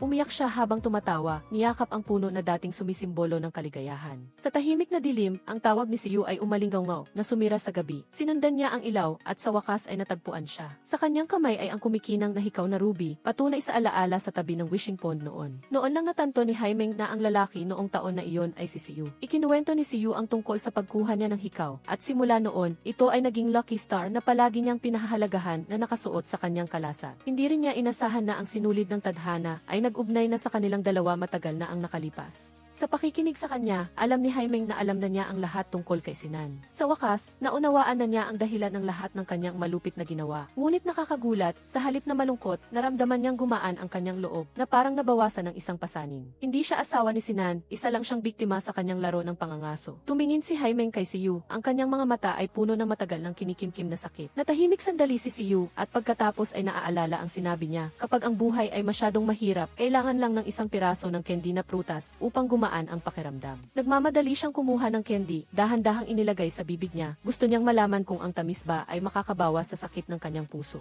Sa ilalim ng malabong dilaw na ilaw, hindi sumagot si Haimeng, marahan niyang hinila ang lailayan ng jacket nito. Ang kanyang mga mata ay parang gusto niyang maramdaman niya mismo ang tamis na unti-unting natutunaw sa kanyang labi. Sa pag-unawa, dahan-dahang ipinikit ni Siyu ang kanyang mga mata, tahimik na tinanggap ang dalisay at mainit na sandali na iyon. Nang makita lang niyang mahimbing nang natutulog si Haimeng, umalis si Siyu sa silid. Ang kanyang mga mata ay napadako sa larawan ng malaking puno at naaalala niyang ang puno na ito ay sumisimbolo ng kaligayahan. Tulad din ng medalya na hugis paru-paro na ibinigay ni Sinan sa kanya, ito pala ay isang ginintuang haula na pinalamusyan lamang. Matalinong ginamit ni Sinan ang pinakamagagandang bagay upang ikulong ang mga taong gusto niyang kontrolin. Ang mga salita ng paghihikayat, ang pagmamalasakit, ang pagtitiwala na ibinigay niya sa lahat ay isang detalyadong panlilinlang na itinatak. Nang pumasok si Siyu sa pamilya Lu, ang pinto ay hindi bumukas para tanggapin siya, ngunit isinara upang ikulong siya sa isang malamig na korte ng pamilya. Nagsimulang ayusin ni Changdong ang lahat. Malamig na ipinahayag ni Tiyo Mo ang utos, kailangang umalis sa bahay sina Siyu at ang kanyang asawa, si Xianglin ay ilalagay sa korporasyon. At kailangang wakasan ni Siyu ang lahat ng mga aktibidad sa pamumuhunan at maghanda na umalis sa bansa sa susunod na linggo. Sa huling laro ng chess, idineklara ni Changdong na didiborsyuhin niya si Meiyon, hindi nakalimutang maglabas ng mapait na mga salita ng pagsisisi laban sa kanya. Sa paniniwalang hindi niya ginawa ang kanyang tungkulin bilang asawa at nagparaya pa sa kanyang panganay na anak na gumawa ng krimen, ngunit hindi sumuko si Meiyon. Agad siyang tumutol, inilabas ang katotohanan na si Sinan mismo ang naglatag ng bitag upang agawin ang mga ari-arian ng pamilya niya. Ang lahat ay dahil sa pagpapabaya at kawalang pakialam ni Changdong, kaya naging isang mayabang na tao ang kanyang anak, nagpakasal pa at nagkaanak sa labas ng hindi alam ng pamilya. At pagkatapos ay naglakas loob siyang maging malupit sa anak ng ibang tao. Ang huling akusasyon ay nagmula kay Siyu, sumigaw siya, pinigilan ang kanyang ama na saktan ang kanyang ina, at pagkatapos ay inilabas ang masakit na katotohanan, hindi kailanman minahal ni Sinan ang pamilyang ito.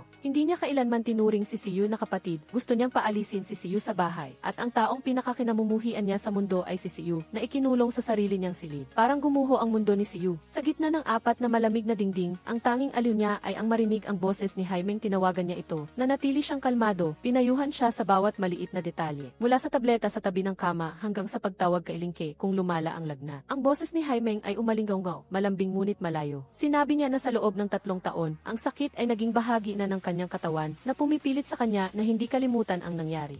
Nagsorry si Siyu, nagtataka kung bakit napakalupit ng kanyang kuya sa kanila. Kalmadong sumagot si Haimeng na sa buhay na ito, may mga taong nagsisikap umakyat, mayroon namang patagong umaagaw. Kapag ang kasakiman ay nagpatalon sa pag-iisip, hindi na makikita ng mga tao ang limitasyon ng moralidad. Nag-aalangan sandali, sinabi ni Siyu na gusto siyang dalhin ng kanyang ama sa ibang bansa at tinanong siya kung mayroon pa siyang gustong iparating. Tumahimik ng matagal si Haimeng at pagkatapos ay malamig na binati siya ng ligtas na paglalakbay na tiningnan na tapos na ang kanilang tadhana dito. Sa sandaling iyon, dumating si Lingke, nagdala ng balita tungkol sa bagyo na sumasala sa pamilya Lu at hinimok si Haimeng na kumilos kaagad. Ngunit kalmado siyang sumagot na ang Yun Hae ay pinamamahalaan pa rin ni Lingke. Nagulat si Lingke nang makita ang kanyang tiwala. Umiti si Haimeng, sinabing matagal na niyang napansin na si Lingke ay hindi lamang isang simpleng interpreter dahil ang kanyang mapagmasid na tingin ay nandoon na bago pa man nangyari ang aksidente. Nanatiling tahimik si Haimeng upang hayaan si Lingke na isagawa ang sarili niyang plano. Pagkatapos noon, dumating si Jingmin sa mansion, hindi upang magsimula ng gulo, kundi upang magmakaawa para sa paglaya. Gusto niya ang death certificate at ang address ng libingan ni Sinan.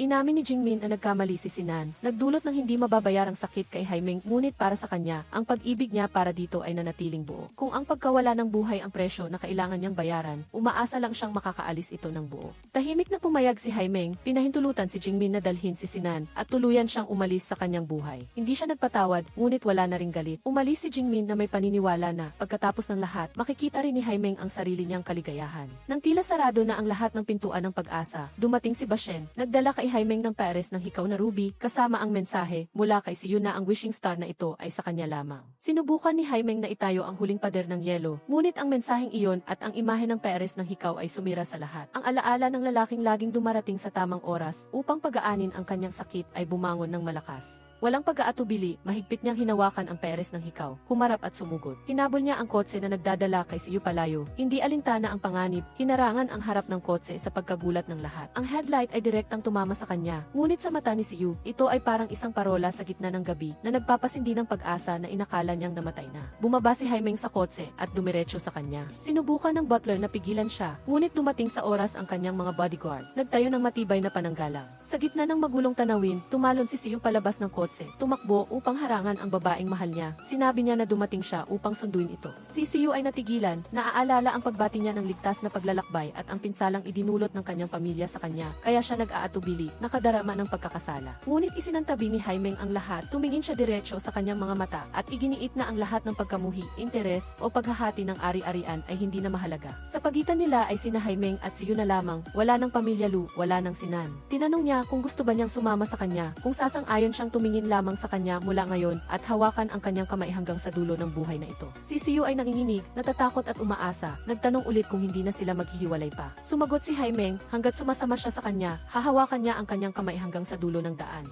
Hindi na nagsalita pa si Siyu, hinilalang niya ito sa kanyang bisid at hinalikan ang kanyang labi bilang kapalit ng lahat ng mga pangako. Sa sandaling iyon, ang nakaraan, pamilya at pagkamuhi ay natunaw. Pinili niyang mahigpit na hawakan ang kamay na ito at hinding-hindi na muling bibitaw. Sa ibang lugar, natanggap ni Changdong ang balita na tumakas ang kanyang anak. Malamig ang kanyang mukha at iniutos na matatapos ang lahat sa pagtatapos ng susunod na buwan. Tumakas sila sa Haikang Bridge, kung saan ang mga ilaw ng gabi ay kumikinang na parang mga bituin. Ikinuwento ni Haimeng na minahal niya ang lugar na ito sa unang tingin at nangarap na kapag nakita niya ang taong mahal niya, dadalhin niya ito rito upang tingnan ang tanawin. Inamin niya na si Siyu ang taong iyon at sa paghahabol sa kanya, natakot siyang baka iwanan siya nito. Ngunit saan man siya magpunta, susundan niya ito dahil mahal na mahal niya ito. Sinabi ni Haimeng na pagkatapos niyang makalabas sa bingit ng kamatayan, gusto lang niya ng mapayapang buhay. Ngunit ang kwento ni Jingmin ay nagpamulat sa kanya kung ano ang tunay na pag-ibig, isang pag-ibig na sapat na malakas upang ipaglaban at panatilihin. Iginigit niya na hindi siya padalos-dalos sa paghabol kay Siyu. Napakaraming hadlang sa pagitan nila, ngunit palagi siyang pinipiling panigan.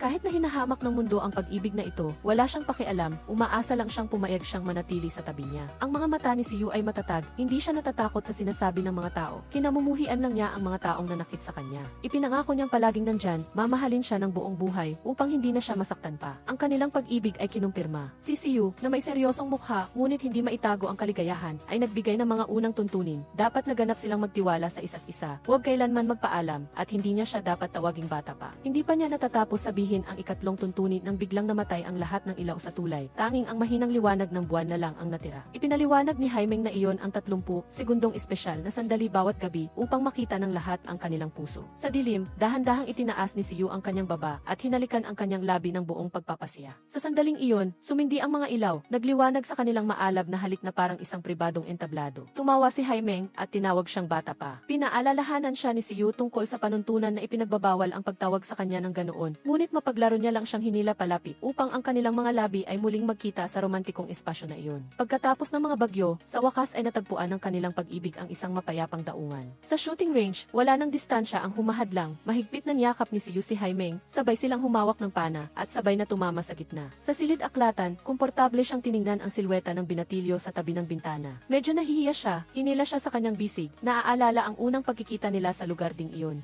Nang pinilit niya itong tawagin siyang ate, dahan-dahang dumulas ang kamay ni Siyu sa pilat sa pulsuhan niya, isang masakit na bakas na hindi niya alam kung kailan mawawala. Ngunit tila hindi na nag-aalala si Jaimeng, paminsan-minsan lang siyang nakakaramdam ng kirot kapag nagbabago ang panahon. Tinitigan niya ang kanyang mga mata, labis na umaasa na maging matapang siya na magpa-opera muli upang tuluyang mabura ang nakaraan at lumapit sa kanya. Sa pagbabalik sa trabaho sa Yunhai, agad na nagpatawag ng pulong si Jaimeng, hinihiling na ipagpatuloy ang investigasyon sa malabong deposito ng lupa sa ibang bansa. Nagsisimula pa lang ang pulong nang biglang pumasok si Linke na may malamig na mukha at hindi nasisiyahang ugali. Kinuwestiyon niya kung bakit nakikipag-date si Jaimeng kay Siyu, na binibigyang diin na may dalang dugo siya ng pamilya Lu. Naniniwala si Jaimeng na ibang-iba si Siyu sa kanyang pamilya. Para siyang isang blangkong papel na hindi kailanman dinungisan ng mga panlilinlang, isang taong lumaki sa ibang bansa at nagtayo ng lahat sa sarili niya. Naniniwala siyang patuloy siyang maglalakad sa simpleng at malinis na landas na iyon. Tumingin siya diretso kay Linke, nagtanong na parang sarili niyang pagtatanong. Bakit hindi siya makapag-umpisa ng bagong relasyon sa halip na manatiling nakakulong sa nakaraan kay Sinan? Ngunit may sariling dahilan si Linke na hindi niya matanggap, malamig siyang nagpahayag ng pagtatapos ng kanilang kooperasyon.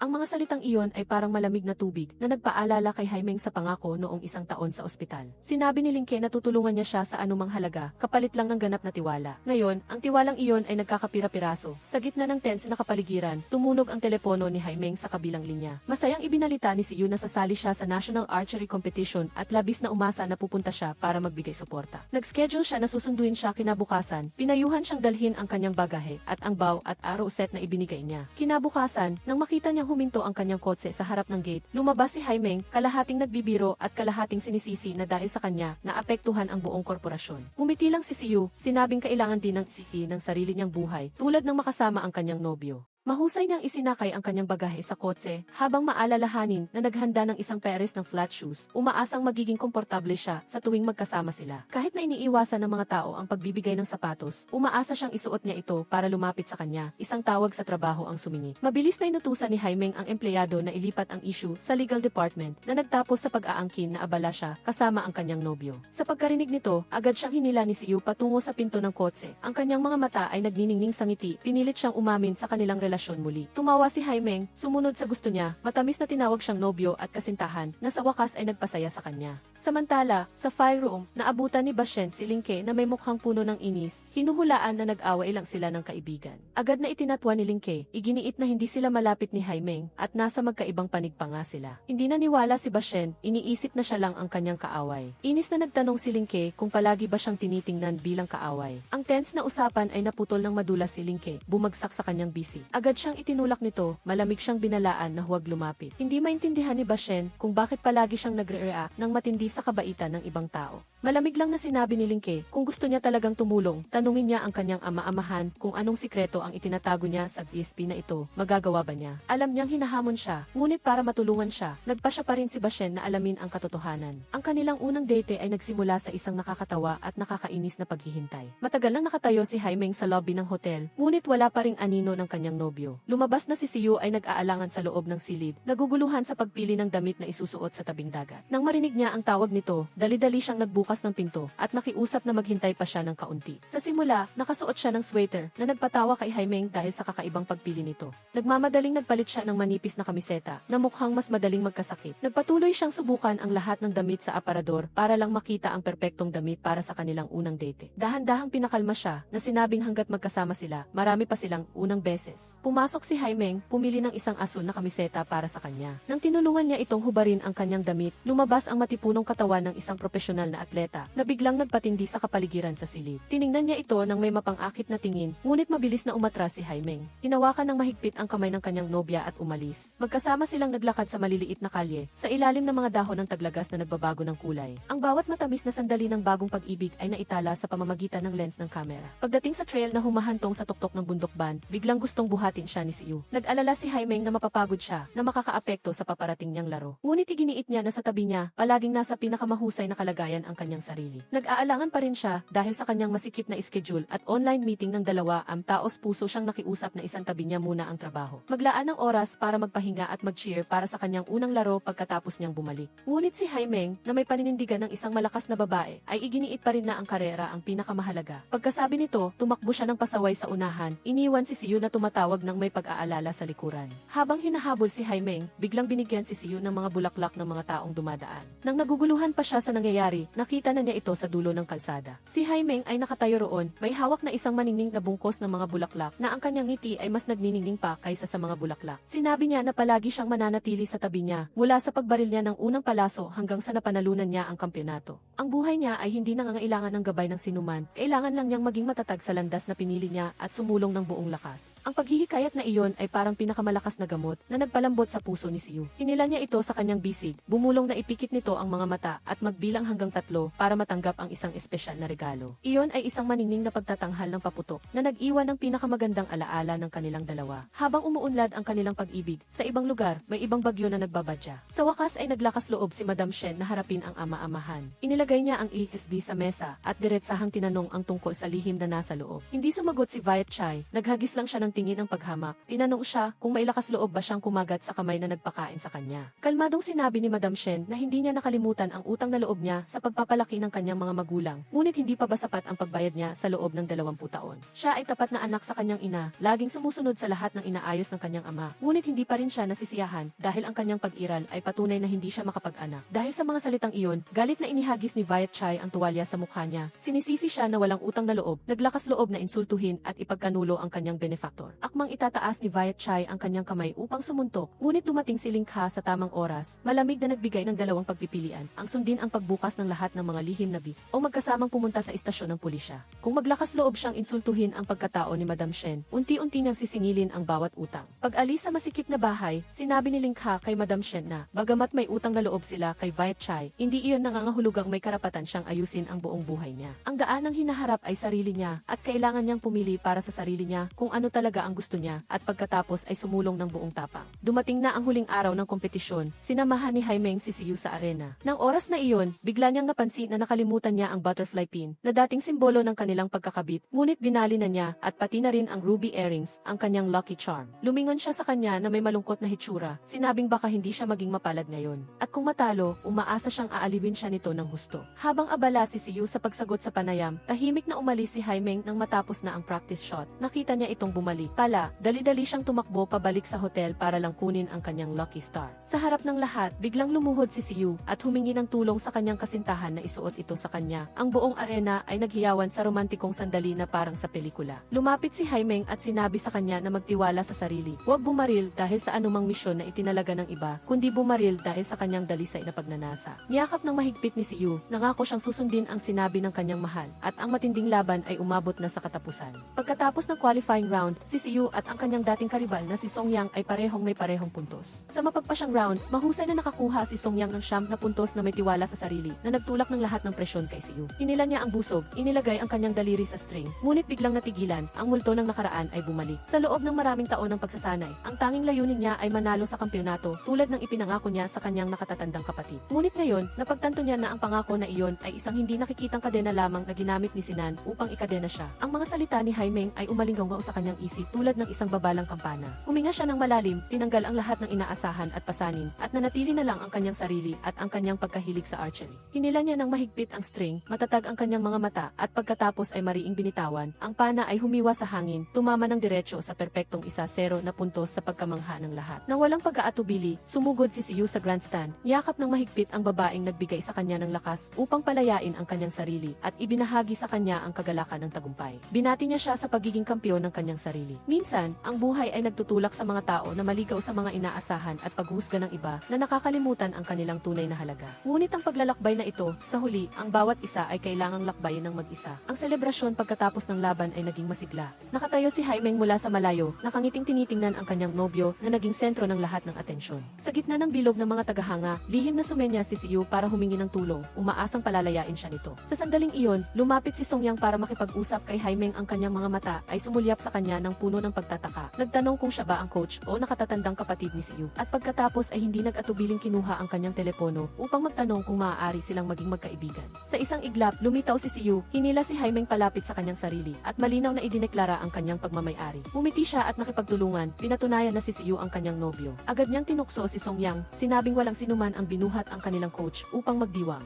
At ang ganoong aksyon ay para lamang sa lehitimong kasintahan. Namula si Songyang sa galit, hindi inaasahang natalo rin sa larangan ng pag-ibig. Lihim na pinuri ni Jaimeng ang kanyang nobyo na lalong tumatalas at hindi naman siya binigyan ni Siyu ng pagkakataong tumakas. Lumapit siya sa tenga nito at iginiit na siya lang ang nag-iisang babae sa kanyang buhay. Sa harap ng sunod-sunod na matatamis na salita, wala nang nagawa si Jaimeng kundi ang gumamit ng isang baso ng alak upang isara ang bibig ng lalaki na lalong nagiging mas sentimental. Sa daan pabalik, hindi inalis ni Siyu ang kanyang mga mata kay Jaimeng. Tumawa siya. Nagbiro na ang kanyang tolerance sa alak ay parang sa isang mag-aaral sa kindergarten at sinabihan siyang huwag uminom ng alak kung wala siya sa tabi nito sa susunod. Agad siyang sumagot, sinabing siya ay isang matangkad na nobyo. Gwapo, masunurin at nakakaunawa. Tinanong kung natutuwa ba siya sa hitsura nito. Bahagyang umiling lang si Jaimeng, hinikayat siyang bumalik sa hotel para magpahinga, ngunit ayaw pa rin si Siyu na bitawan siya. Hinila niya ang kamay nito, idiniin siya sa pader sa gilid ng kalsada, at nagsimula ng isang masiglang pagpapahayag ng pag-ibig. Sinabi niyang gusto niya ito, gusto niyang makasama ito bawat segundo, nagsisisi sa mga taon ng paghihiwalay, nalulungkot sa mga sugat sa katawan nito na hindi niya kayang tiisin kasama nito. Umaasa siyang ipapangako nito na palaging magtitiwala at hindi sasaktan ang isa't isa. Iginiit na anuman ang mangyari, hindi niya ito iiwan.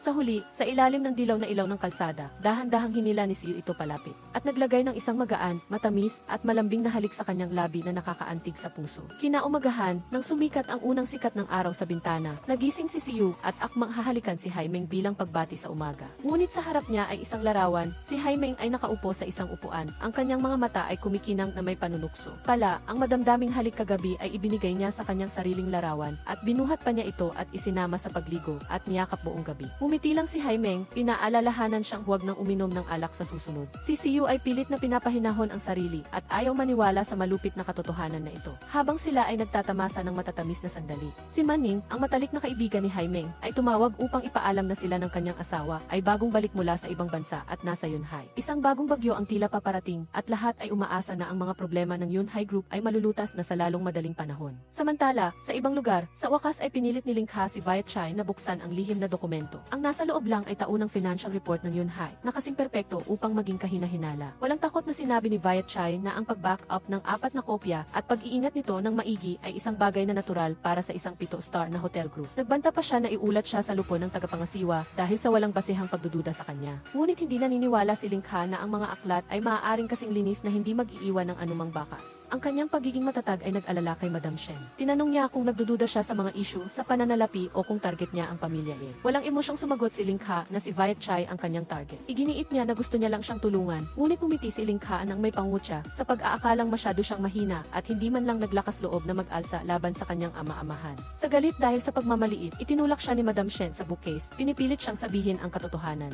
Habang nagpupumiglas, hindi sinasadyang nadula si Ling Ha, dali-dali siyang inalalayan nito at walang malay na pinrotektahan siya. Sa sandaling iyon, bigla niyang nakita ang nunal sa likod ng tenga nito at isang piraso ng alaala ang kumislap. Tinatanong niya kung ang kanyang ina ay si Moff Kiet, ang financial director ng Yunhai, 0 taon na ang nakakaraan. Inamin ni Ling Ha na hinahanap niya ang malaking halaga ng pera na lihim na kinuha mula sa Yunhai noon at kung hindi ilalabas ang katotohanan, mayroong magbabayad ng kanilang buhay. Iniwan ang lahat ng sabuatan, nakita ni Siyu at Jaimeng ang kapayapaan sa piling ng isa't isa. Sa romantikong hapunan, formal na nangako si Siyu na hindi na siya iinom ng alak muli. Ayaw niyang yakapin ang kanyang sariling litrato habang natutulog. Sa pagdinig nito, mapanuksong sinabi ni Jaimeng na mananatili siya sa kanyang silid ngayong gabi. Agad na nagtanong pabalik ang inosenteng binata na may malinaw na tuwa sa kanyang mga mata. Sinabi ni Jaimeng na babalik siya sa Yunhai bukas ng umaga upang ayusin ang trabaho. Ipinahayag ni Siyu na ang nakaraang 2 araw ay ang pinakamasayang oras dahil wala ng anino ng pamilya I o pamilya Lu sa pagitan nila. Umaasa siyang magpapatuloy ang kapayapaang ito. Tumango siya, naniniwalang hanggat at kasama niya ito, hindi na nakakatakot ang anumang unos. Bago bumalik sa kanyang silid upang mag-ayos, humingi si Siyu ng halik. Nagkunwari si Haimeng na tumalikod at pagkatapos ay biglang hinalikan siya ng mabilis sa kanyang labi. Natulala si Siyu at tumayo na lang doon na tumatawa mag-isa. Tulad ng isang mabilis na pagkawala ng kaligayahan, pagdating niya sa kanyang silid, nakita niyang nakabukas ng bahagya ang pinto. Dumating ang isang masamang pakiramdam. At pagkatapos noon, biglang sumalakay ang isang estranghero mula sa likuran. Sa pagdinig ng ingay, tumakbo si Haimeng at nakita ang nanghihimasok na sumugod patungo sa kanya. Agad na sumalag si Siyu.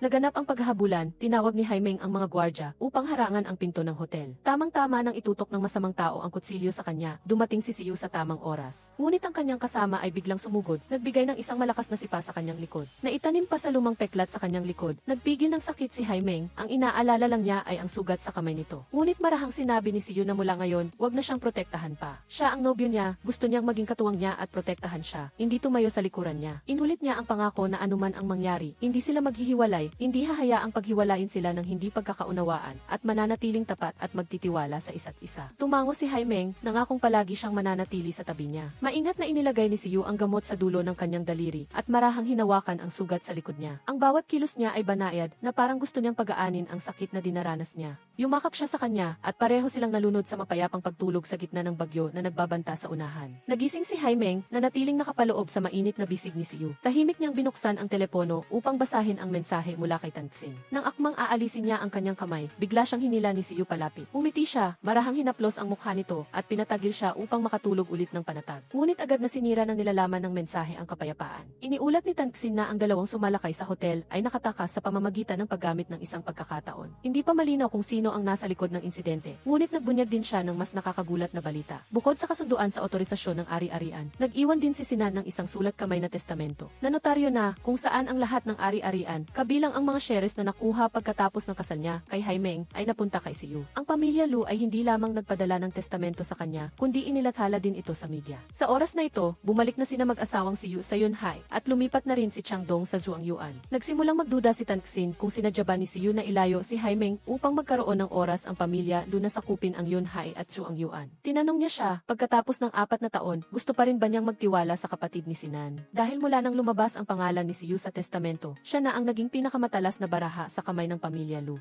Hating gabi, nagising si Siyu, nataranta nang makita ang walang laman na espasyo sa tabi niya. Dali-dali siyang tumakbo palabas ng silid upang hanapin at natigilan nang makita si Haimeng na nakatayo roon. Ang kanyang mukha ay puno ng luha, ang kanyang mga mata ay naglalaman ng matinding paghihirap at kawalan ng pag-asa. Mahina siyang sumigaw na nangako silang maging tapat, magtiwala at hindi maghihiwalay. Ngunit ang mga salitang iyon ay tila nagpasiklab sa pinigilang emosyon. Walang sinabi, malakas na itinulak ni Haimeng siya sa silid. Ang kanyang mga mata ay nag-aapoy, idiniin siya sa sofa, at kusang sinakop ang labi na minamahal niya at hinahangad. Nagulat ngunit hindi lumaban, niyakap ng mahigpit ni Siyu at gumanti ng isang madamdaming halik. Ito ay hindi lamang ang pagsasama ng katawan, kundi pati na rin ang paraan nila upang pakawalan ang lahat ng emosyon at pinigilang damdamin sa kanilang mga puso. Sa gitna ng pagkahumaling sa pag-ibig, binuhat siya ni Siyu sa mesa, itinaboy ang nakaharang na basong kristal. Ang kanyang mga mata ay malambing at taos puso, marahang tinanong kung pumayag ba siya. Sa gitna ng mabilis na paghinga, tumingin siya ng malalim sa mga mata ni Haimeng, nais niyang maramdaman nito ang tapat at ganap na pag-ibig na iniaalay niya sa kanya. Nang walang anumang pagkukunwari, pagkatapos ng maalab na sandali na iyon, sinabihan ni Haimeng si Siyu na pumunta sa parking lot upang hanapin si Tangxin, habang siya at si Guan Qiet ay babalik sa silid upang kunin ang bow at arrow set. Tinitingnan niya siya, ang kanyang mga mata ay puno ng tiwala, nangakong maghihintay siya magpakailanman. Ngunit ang maikling pamamaalam na iyon ay isang patibong na nakalatag na. Paglabas niya sa elevator, agad siyang hinarang ng kanyang pamilya. Sa sasakyan, nakaupo na si Tio Mac na may pamilyar na malamig na mukha, naghihintay na ihatid siya pabalik sa Zhuangyuan. Nakatayo sa ilalim ng parking basement, walang magawa si Haimeng habang pinapanood siyang dinadala ang minamahal, ang kanyang puso ay parang sinasakal. Lihim siyang nangako na hahanapin niya ito sa anumang halaga. Pagbalik sa Zhuangyuan, tinanong ni Siyu ang kanyang ama kung bakit sila biglang lumipat dito. Kalmadong sumagot si Truongdong na iba na ang kanyang katayuan. Hindi na siya isang hindi kilalang binata, kundi ang tagapagmana ng buong napakalaking ari-arian ni Sinan. Natigilan si Siyu, hindi makapaniwala paano nagawa ng kanyang kapatid na dating galit sa kanya na gumawa ng ganoong testamento.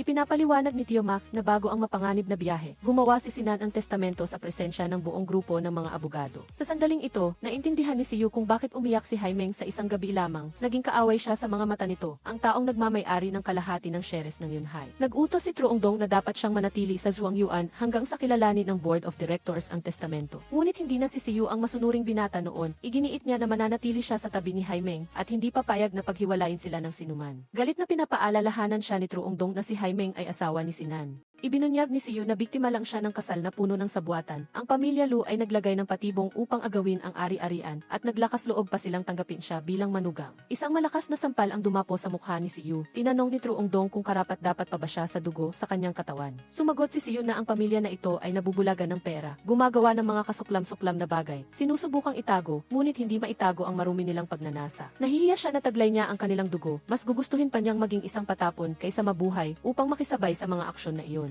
Habang tumitindi ang labanan ng kapangyarihan sa pagitan ni Haimeng at ng pamilya Lu, sa ibang labanan, patuloy na nakikipaglaban si Lingha sa mga tuyong numero sa financial report. Nang makita siyang nagtatrabaho araw at gabi, nag-alala si Madam Shen, pinayuhan siyang huminto bago pa niya itulak ang sarili sa panganib. Binanggit niya ang nakakagulat na kaso 10 taon na ang nakakaraan, nang ang kanyang ina ay nahatulan ng 20 taong pagkakakulong dahil sa pandarambong at panloloko sa buwis. Ang mga salitang iyon ay tila nagpasiklab sa pinigilang galit sa loob ng matagal na panahon. Matinding sumagot si Lingha, iginiit na ang kanyang kawawang ina ay isang scapegoat lamang para sa pamilya at ang ina ni Madam Shen ang tunay na magnanakaw. Ang pagtatalo ay naputol ng isang kagyat na tawag mula sa ospital na nag-ulat na ang kanyang ina ay nasa kritikal na kondisyon. Pagdating, sinabihan ni Lingha si Madam Shen na maghintay sa labas. Pumasok siya sa silid ng ospital na may masamang kutob. Tunay nga, nakita niya ang isang nurse na akmang magtatago ng isang bagay sa intravenous drip ng kanyang ina. Ang lahat ay lumabas na isang patibong na inayos ni Viet Chai, isang malupit na pagsubok upang kumpirmahin ang kanyang pagkatao. Lumabas siya at tinanong kung paano niya nagawang ilabas ang isang bilanggo na nagsisilbi ng sentensya sa labas ng kulungan. Ngunit si Lingha ay hindi na ang mahinang babae noong nakaraan. Mariin niyang hinamon si Viet Chai na mag-ulat sa pulisya. Isinumbong siya sa krimen ang pakikipagsabuatan sa ibang korporasyon upang makatakas sa napakalaking halaga ng buwis. At ginamit ang pangalan ng pamumuhunan upang mag-smuggle ng pera sa ibang bansa. Galit niyang ikinuwento na noon, ginamit ni Viet Chai ang kanyang buhay bilang banta sa kanyang ina. Pinilit siyang makialam sa masamang gawain at nang mabunyag ang lahat, walang awa niyang sinisi ang lahat sa kanya. Hindi lang iyon, nagpadala pa siya ng tao para saktan ang kanyang ina sa kulungan na nagdulot sa kanya na mahulog mula sa hagdan na nagpabago sa isang malusog na babae upang maging isang vegetative state. Mariing ipinahayag ni Lingha na maghahanap siya ng ebidensya. Ilalantad ang lahat ng krimen na nais niyang ibaon. Umiti lang si Viet Chai ng malamig, tiwala na ang kaso noon ay walang naiwang saksi o pisikal na ebidensya at pagkatapos ay nagbanta, sinabihan siyang alagaan ng mabuti ang kanyang inang nabubuhay ng hindi naman talaga. Bilang tugon, tumingin ang diretsyo si Lingha at iginiit na maghihintay siya roon, handang harapin siya anumang oras. Sa Zhuangyuan, nakaupo si Truongdong sa isang armchair. Ngumisi na pinuri si Haimeng bilang isang mapanganib na kalaban na kayang paglaruan ang dalawang anak niyang lalaki ng sabay. Naalala niya kung paano niya maingat na inutusan ang legal director na pangasiwaan ang paggawa ng testamento ni Sinan noon. Ngunit hindi niya inaasahan na makikipagsabuatan ang panganay na anak at lihim na isasama ang pangalan ni Siyu doon. Alam niyang hahanapin siya ni Haimeng, kaya agad siyang nag-utos kay Butler Math na maghanda. Sa silid na parang kulungan, hinimas ni Siyu ang ruby earrings na ang kanyang puso ay laging nakatuon sa kanya. Sa ibang lugar, naaalala rin siya ni Haimeng na sinasabi sa sarili na kailangan niyang makahanap ng paraan upang sirain ang laro ni Truongdong.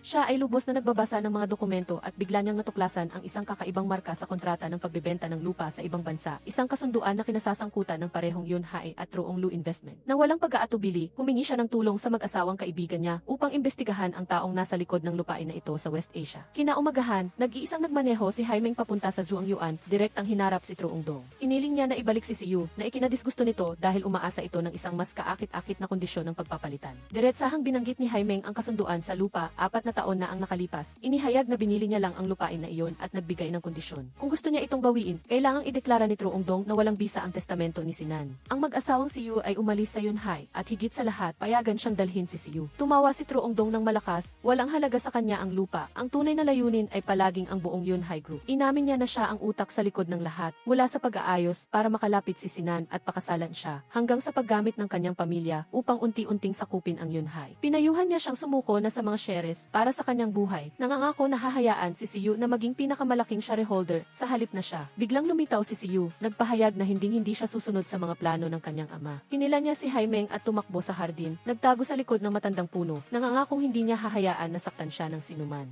Ang kirot ay naramdaman ni Haimeng sa pagkakita ng marka sa pisngi ni Ziyu na humingi sa kanya na huwag masaktan dahil ang lahat ng pagkakamali ay gawa ng kanyang pamilya. Naisip niya na sana ay hindi siya nagtataglay ng apelyidong Lu upang maibalik ang lahat. Umiling si Haimeng, iginiit na hindi siya kasangkot sa mga krimeng iyon at naniniwala siya sa kanya at mananatili sa kanyang tabi anuman ang mangyari. Mahigpit na hinawakan ni Ziyu ang kanyang kamay, nangakong magkasama silang maglalakbay hanggang sa huli. Ngunit alam nilang pareho na ang pagtakas na ito ay hindi magtatagumpay. Sa huli, lumingon si Ziyu, tinanggap ang pagkakakulong, umaasa lamang na makakaalis si Haimeng ng ligtas. Sa pagbalik sa base, agad na natanggap ni Haimeng ang resulta ng investigasyon mula kay Yan Jincheng at unti-unting lumabas ang mga piraso ng balangkas. Sinundan ni Jincheng ang bakas ng transaksyon ng kumpanyang peke na bumili ng lupa sa Kanlurang Asya at natuklasan ang account sa paglilipat ng pera mula sa China na may pangalang Xiaoting na tiyahin ni Haimeng dagdag pa rito. Isa pang sikreto ang nabunyag, ang dating maunlad na Changlu Investment Group ay tahimik na nagdeklara ng pagkalugi na may deficit na 10 bilyon. Naiintindihan na ngayon ni Haimeng kung bakit nagpumilit ang pamilya Lu na lumipat sa Manor. Ang pagpapagaling ni Changdong ay isang dahilan lamang para lihim siyang pumunta sa ibang bansa na naghahanap ng paraan upang iligtas ang lumulubog na barko ng Changlu. Nagbigay ng hinuha si Jincheng na matagal nang tinatarget ni Changdong ang ari-arian ng pamilya ngunit dahil sa labis na pag-iingat ng kanyang ama, hindi siya makakilos. Napilitang gamitin ang huling paraan, ang paggamit sa panganay na anak upang magtayo ng patibong ng pag-ibig, linlangin siyang pumasok. Ang mga pagdududa tungkol sa aksidente ni Zinan ay muling lumitaw, na nagtulak kay Haimeng na hilingin kay Jincheng na imbestigahan muli mula sa simula. Namutla ang mukha ni Lin na naaalala ang anxiety disorder ng kanyang bayaw. Nagmadaling huminto, binuksan ang pinto upang tulungan siya. Ngunit iyon mismo ang pagkakataon na hinihintay ni Ziyu. Kung mawala siya, sumugod sa gilid ng tulay, nakatingin ng matatag sa rumaragasang ilog, nagdeklara na hindi siya pupunta sa Yunhai upang nakawin ang mga bagay na pag-aari ng minamahal niya at lalong ayaw siyang saktan. Tumingin sa kalangitan para siyang nagpadala ng mensahe sa kanyang malupit na ama kung ang pagtataglay ng apelyidong Lu ay isang kasalanan, gagamitin niya ang lahat ng ibinigay nito upang magbayad ng utang. Ngunit hindi siya magiging kasabwat sa kasakiman at kasamaan. Ang nakakapunit na sigaw ni Haimeng ay umalinggaw nang makarating siya. Nang marinig ang kanyang tinig, lumingon si Ziyu, ngumiti ng marahan, at ang kanyang mga mata ay inukit ang imahe ng babaeng mahal niya sa huling pagkakataon. Pagkatapos ay binitiwan niya ang sarili, hinayaan ang malamig na tubig na anurin ang nag-aalab na pag-ibig kasama ang malupit na kapalaran. Ngunit hindi niya alam, ang pag-ibig ni Haimeng ay mas matindi at mas walang pag-imbot kaysa sa inaakala niya. Nangako siyang sasamahan siya hanggang sa huli at ang pangakong iyon, hindi niya sisirain. Nang bumalik si Changdong, nagulat si Ziyu at nagtanong kung bakit hindi siya pumunta sa Yunhai at kung nasaan ang kanyang nakababatang kapatid. Walang malay na iniulat ni Lin na patay na si Ziyu sa ospital. Nagising si Haimeng matapos ang koma. Ang kakilakilabot na alaala ay bumalik, sumisigaw siya upang hanapin si Ziyu. Ngunit walang nangahas na sabihin ang katotohanan.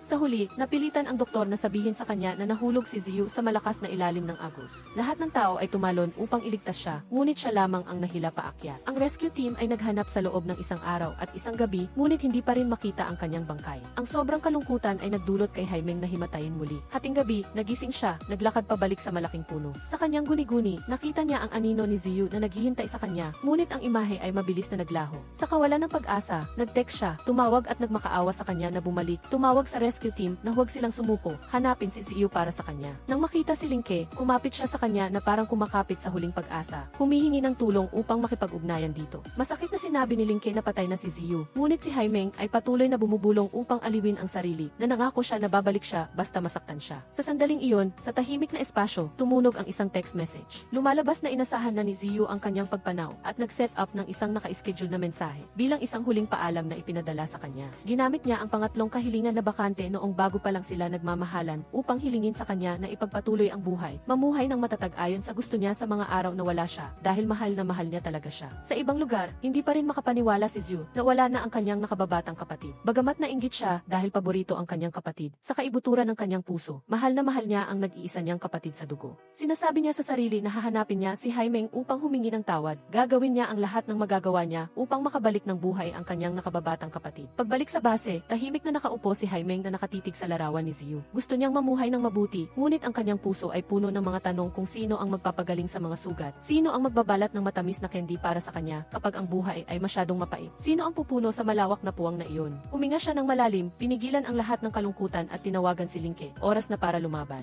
Binuksan niya ang kahon ng pana na ibinigay sa kanya ni Ziyu at nakita ang isang libro ni Zinan. Isang kakaibang detalye ang umakit ng pansin. Sa bawat pahina ng libro ay may nakamarkang letra. Nang ikabit niya ang mga ito, lumabas ang isang lihim na mensahe na nagbubunyag ng mahalagang dokumento na nakatago sa likod ng pinturang langis sa Manor. Kasabay nito, sa Manor, nakita ni Changdong ang pinturang langis na biglang nahulog. May masamang kutob, agad siyang nag-utos sa mayordomo na suriin ang lahat ng security camera. Ngunit huli na ang lahat, nakapasok na si Guanjay at nakuha ang lihim na folder ng dokumento. Sa sobre, nag-iwan si Zina ng isang video na eksklusibong ipinadala kay Haimeng na kinunan matapos niyang tapusin ang mga formalidad sa kasal sa kanya. Sa loob nito, inamin niya na 6 na buwan na ang nakalipas, si Changdong ay nagdusa ng matinding pagkalugi sa real estate investment na may mga utang na tambak. Kung tumakas siya, haharapin ng buong pamilya ang isang krisis. Inisa-isa rin ng kanyang ama ang buhay ng kanyang anak. Pinilit siyang lapitan si Haimeng, gamitin ang pangalan ng pinagsamang ari-arian upang nakawin ang kayamanan ng pamilya nito. Ngunit sinabi ni Zinan na binago niya ang kanyang plano. Inayos ang mga tao sa ibang bansa na ilayo siya sa hotel at pagkatapos ay bumalik sa bansa upang gamitin ang kanyang bahagi ng Yunhai kapalit ng kapital upang iligtas ang Changlu. Umaasa siyang makakapunta at humingi ng tawad dito.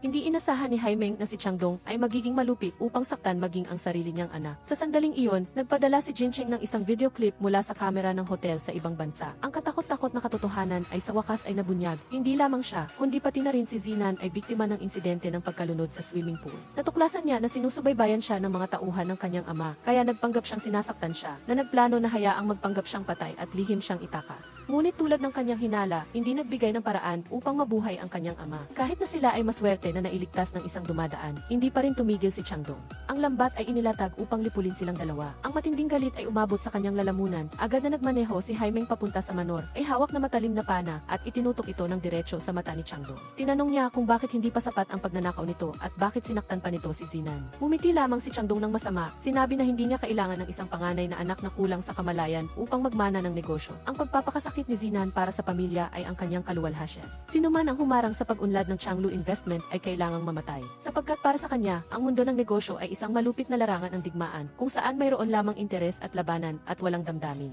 Sa pagkarinig nito, mapait na tumawa si Haimeng, mayroon siyang pera at kapangyarihan, ngunit hindi niya kailanman naramdaman ang pag-ibig ng pamilya o ang tunay na paggalang mula sa kanyang mga anak. Tuwiran niyang ipinahayag na haharapin niya ito hanggang sa huli, sisirain ang Changlu Investment at patunayan na hindi ang mga lalaki o ang kalupitan ang makakahawak sa lahat. Kinabukasan, opisyal na sumiklab ang digmaan sa larangan ng negosyo. Sa masaganang pondo mula sa ibang bansa, patuloy na naglunsad ng pag-atake ang Changlu Group na nagpahirap sa Yunhai. Sa loob lamang ng mahigit isang linggo, higit sa 1.0 bilyong halaga ng ari-arian ng Yunhai ang biglang nawala. Pagbalik sa bahay, napansin ng doktor ang kakaibang kapaligiran.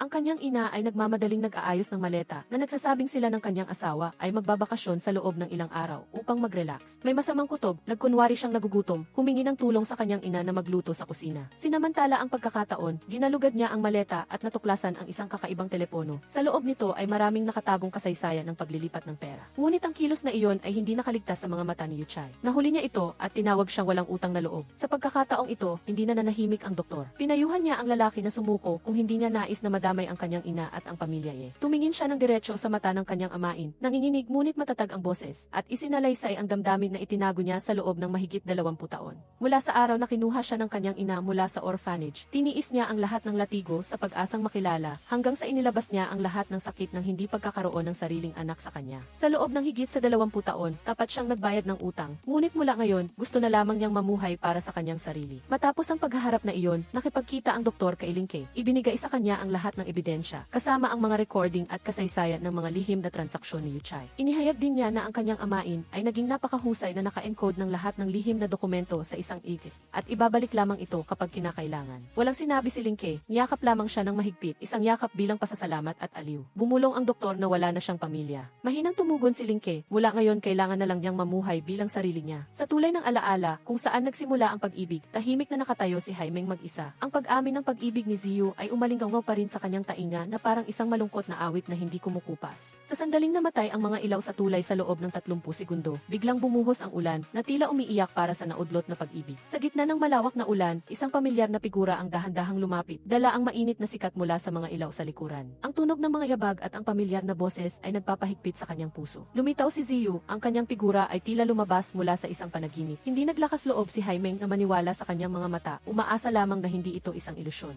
Nang mahigpit na yumakap sa kanya ang kanyang mainit na braso, sa kanya lamang nalaman na ang lahat ay totoo. Pinayuhan siya ni Ziyu na huwag na siyang makipagsapalaran para sa kanya. Sa sandaling iyon, alam lamang ni Haimeng na hindi niya maaaring iwanan siyang mag-isa na humaharap sa panganib. Inayos niya ang bangka ng tagapagligtas malapit sa baybayin at sinamantala ang kaguluhan upang hilahin siya bago pa man dumating ang mga tauhan ni Changdong. Sabi niya, natakot siya nang makita siyang tumalon at umaasa siyang mas pahalagahan niya ang kanyang sarili sa hinaharap. Mahinang tumugon si Haimeng, kapag natapos ang lahat, magsisimula sila ng bagong buhay at dumating na rin ang huling hatol. Kinabukasan, sa pulong ng mga shareholder ng Yunhai, dumating si Changdong na may hitsura ng isang nagwagi. Gayunpaman, mabilis na nawala ang kanyang ngiti nang mapansin niya na ang lahat ng upuan na kabilang sa kanyang panig ay walang laman. Mahinang bumulong ang mayordomo na umalis na ang chairman, ngunit huli na ang lahat. Nakatayo na si Haimeng doon, hinaharangan ang lahat ng daanan. Agad na ginamit ni Changdong ang pangalan ng ama ni Ziyu upang punahin siya. Ang kanyang mga maling desisyon ay nagdulot ng pagbagsak ng stock ng Yunhai. Sabay-sabay ring nagdeklara ng paghihiwalay ang 29 na subsidiary na hotel mula sa punong tanggapan. Mayabang siyang humiling na ibigay niya ang karapatan sa pamamahala at muling kalkulahin ang bilang ng mga bahagi sa kanyang kamay. Kalmadong ipinakita ni Haimeng ang video kung saan inamin ni Zinan na ang kanyang kasal ay peke at tinalikuran ang lahat ng karapatan sa pinagsamang ari-arian na nagdulot ng ganap na pagkawala ng bisa ng pinilit na testamento. Nangutya si Changdong, iniisip na bago ang desisyon ng korte, hindi niya maaaring galawin ang 37% ng mga bahaging iyon. At sa pagbebenta ng mga shareholder ng kanilang mga bahagi, ang Yunhai sa kanyang kamay ngayon ay isa na lamang walang laman na shell. Sa sandaling iyon, inihayag ni Tanhan na ang lahat ng mga shareholder na wala ay nagbigay ng pahintulot sa pangkalahatang tagapamahala na si E. Hindi pa rin nawawala ang pagmamataas ni Changdong. Malamig na tumugon si Haimeng, tingnan na lang kung sino ang malulugi. Hindi siya naniniwala na mayroon siyang sapat na pinansyal na potensyal upang itaas ang presyo ng stock. Ngunit inihayag ni Haimeng na ang kanyang mga magulang ay nagtayo ng isang malaking pamilyang trust fund system pareho sa loob at labas ng bansa na sapat upang mabawi ang lahat kahit na may isang taong nag-ubos ng lahat sa korporasyon. Sa sandaling ito, nagbago ang kulay ni Changdong at nag-aatubiling inamin ang pagkabigo sa investment na ito. Gayunpaman, hindi hinayaan ni Haimeng na matapos ang lahat. Idineklara niya na tapos na ang kumpanya, ngayon ay oras na para harapin ang utang na dugo. Sumampa si Lingke, ang kanyang mga mata ay nagniningas sa puot. Kinwestiyon ang malalaking halaga ng pera na regular na inilipat sa account ng asawa ni Yuchai. Inihayag niya ang balangkas mula 6 na taon na ang nakalipas, na binayaran ni Changdong ang mag-asawang Yuchai. Lihim na ninanakaw ang mga ari-arian ng Yunhai upang iligtas ang Changlu Group na malapit ng malugi. Ang ina ni Haimeng ay pinahirapan hanggang sa punto na hindi na siya makapamuhay dahil tumanggi siyang makipagsabuatan sa kanila. Nagpatuloy si Haimeng sa pagsasalita, inakusahan si Yuchai ng pagpapabaya sa kanyang ama nang atakihin siya sa puso, habang ang asawa nito ay walang awa na nagpapadala sa kanyang ina sa nursing home. Ipinakita niya ang recording na ipinadala ni Meiyon, kung saan inamin ni Meiyon na hinikayat niya ang mag-asawang Yuchai na patibungin ang kanyang mga magulang. Ipinahayag din niya na mayroon ng ebidensya ang pulisya ng mga larawan ni Changdong na pinipilit ang kanyang ina na pumirma noong araw na iyon. Nagmamadaling itinanggi ni Changdong ang krimen, sinabi na iyon ay ang kanyang ika-negatibo 6 na kaarawan na pagdiriwang, at naroon din ang kanyang manugang na si Lin sa nursing home. Ngunit si Lin, ang taong pinakapinagkakatiwalaan niya, ang nagbigay ng huling suntok. Inamin niya na noong gabing iyon, humingi ng tulong ang kanyang biyenan upang kumuha ng gamot. Ngunit nang makarating siya, nakita niya ang kotse nito na nakaparada na sa nursing home. Maaari siyang maging masunuri na manugang, ngunit hindi siya maaaring makipagsabuatan sa masasamang tao. Nagpatuloy si Haimeng sa paglantad ng buong malupit na plano ni Changdong, ang pagpilit sa panganay na anak na linlangin siya sa kasal, ang pagpatibong sa kanyang manugang upang makuha ang Yunhai. At nang matakot siyang mabunyag ang lihim, walang awa siyang nagtangka na patayin ang sarili niyang anak. Nang mabanatan sa huling pagkakataon, tuluyan nang inalis ni Changdong ang kanyang maskara. Sumisigaw na ang buhay na ito ay puno lamang ng mga balangkas at wala talagang pag-ibig o kabutihan. Sa sandaling iyon, bumukas ang pinto ng silid ng pulong. Lumitaw si Ziyu, dala ang sikat ng araw mula sa labas na nagliliwanag sa silid na puno ng balangkas at kasamaan. Pagkatapos ng bagyo, dahan-dahang bumalik sa kapayapaan ang buhay. Kinabukasan, dinala ni Lin si Zhu sa kanilang bagong bahay, maliit, simple ngunit maaliwalas. Inalis niya ang kanyang mararangyang damit, tumingin sa paligid ng may pagtataka. Tinanong ang kanyang asawa kung mamumuhay na sila ngayon bilang ordinaryong tao. Umiti si Lin, hinawakan ng mahigpit ang kamay ng kanyang asawa. Sinabi niya na ang kaligayahan ng isang ordinaryong tao ay may sariling halaga. Bagamat hindi niya ito mabibigyan ng marangyang buhay tulad ng dati, nangako siyang gagamitin ang buong buhay niya upang bigyan siya ng isang tunay na tahanan. Sa pagkarinig nito, nangako si Zhu na susubukan niyang maging isang mabuting asawa. Sa ospital, si Lin Ke ay pagod na pagod pagkatapos ng maraming araw na pagbabantay. Malumana siyang pinayuhan ng doktor na magpahinga. Sinabing mananatili siya upang alagaan ang tiyak kapalit niya at naniniwala na ang kanyang pagmamahal ang pinakamahusay na gamot upang makatulong na gumising agad ang kanyang ina. Sa isang tahimik na silid, tahimik na pinapanood ni Ziyu ang huling video ni Zinan. Ang mensahe na umaasang maging magkaibigan sila sa susunod na buhay ay patuloy na umalinggaw sa kanyang isip na nagdulot ng malalim na kalungkutan sa kanyang mga mata. Sa sandaling iyon, nagising si Haimeng, nakita ang kalungkutan sa kanyang kanyang mukha. Mahina siyang hinikayat na bitawan na ang nakaraan. Sumagot si Ziyu ng malalim, sinabing ang sugat kapag naoperahan na ay titigil sa pananakit at ang mga lumang bagay kapag nabitawan na ang kalungkutan ay maglalaho rin. Nang tuluyang gumaling si Haimeng, dinala niya ito pabalik sa matandang puno, ang pinagmulan ng lahat. Sa sandaling bahagyang hinawakan ng kanyang kamay ang pleking nakaukit ang kanyang pangalan, isang himala ang biglang nangyari, sabay-sabay na suminag ang maliliit na bituin na nakakabit sa mga sanga ng puno. Ginawang isang maningning na Milky Way ang buong espasyo. Sabi ni Ziyu, ang kanyang puno ay nabuhay. Sa wakas ay nalampasan nila ang lahat ng paghihirap upang maabot ang mga bituin. Si Haimeng ngayon ay naging isang malaking puno, sapat na malakas upang makalampas sa bagyo ng mag-isa nang hindi umaasa sa sinuman. At doon, bilang isang tahimik na mensahe, lahat ng babae sa mundong ito ay makakahanap din ng lakas ng loob upang malampasan ang lahat ng paghihirap sa buhay. Dito na nagtatapos ang pelikula. Salamat sa inyo sa panonood. Kung nagustuhan ninyo, bigyan ninyo ako ng isang like. Huwag kalimutang mag-subscribe sa channel at pindutin ang bell para maghintay ng mga pinakabagong pelikula.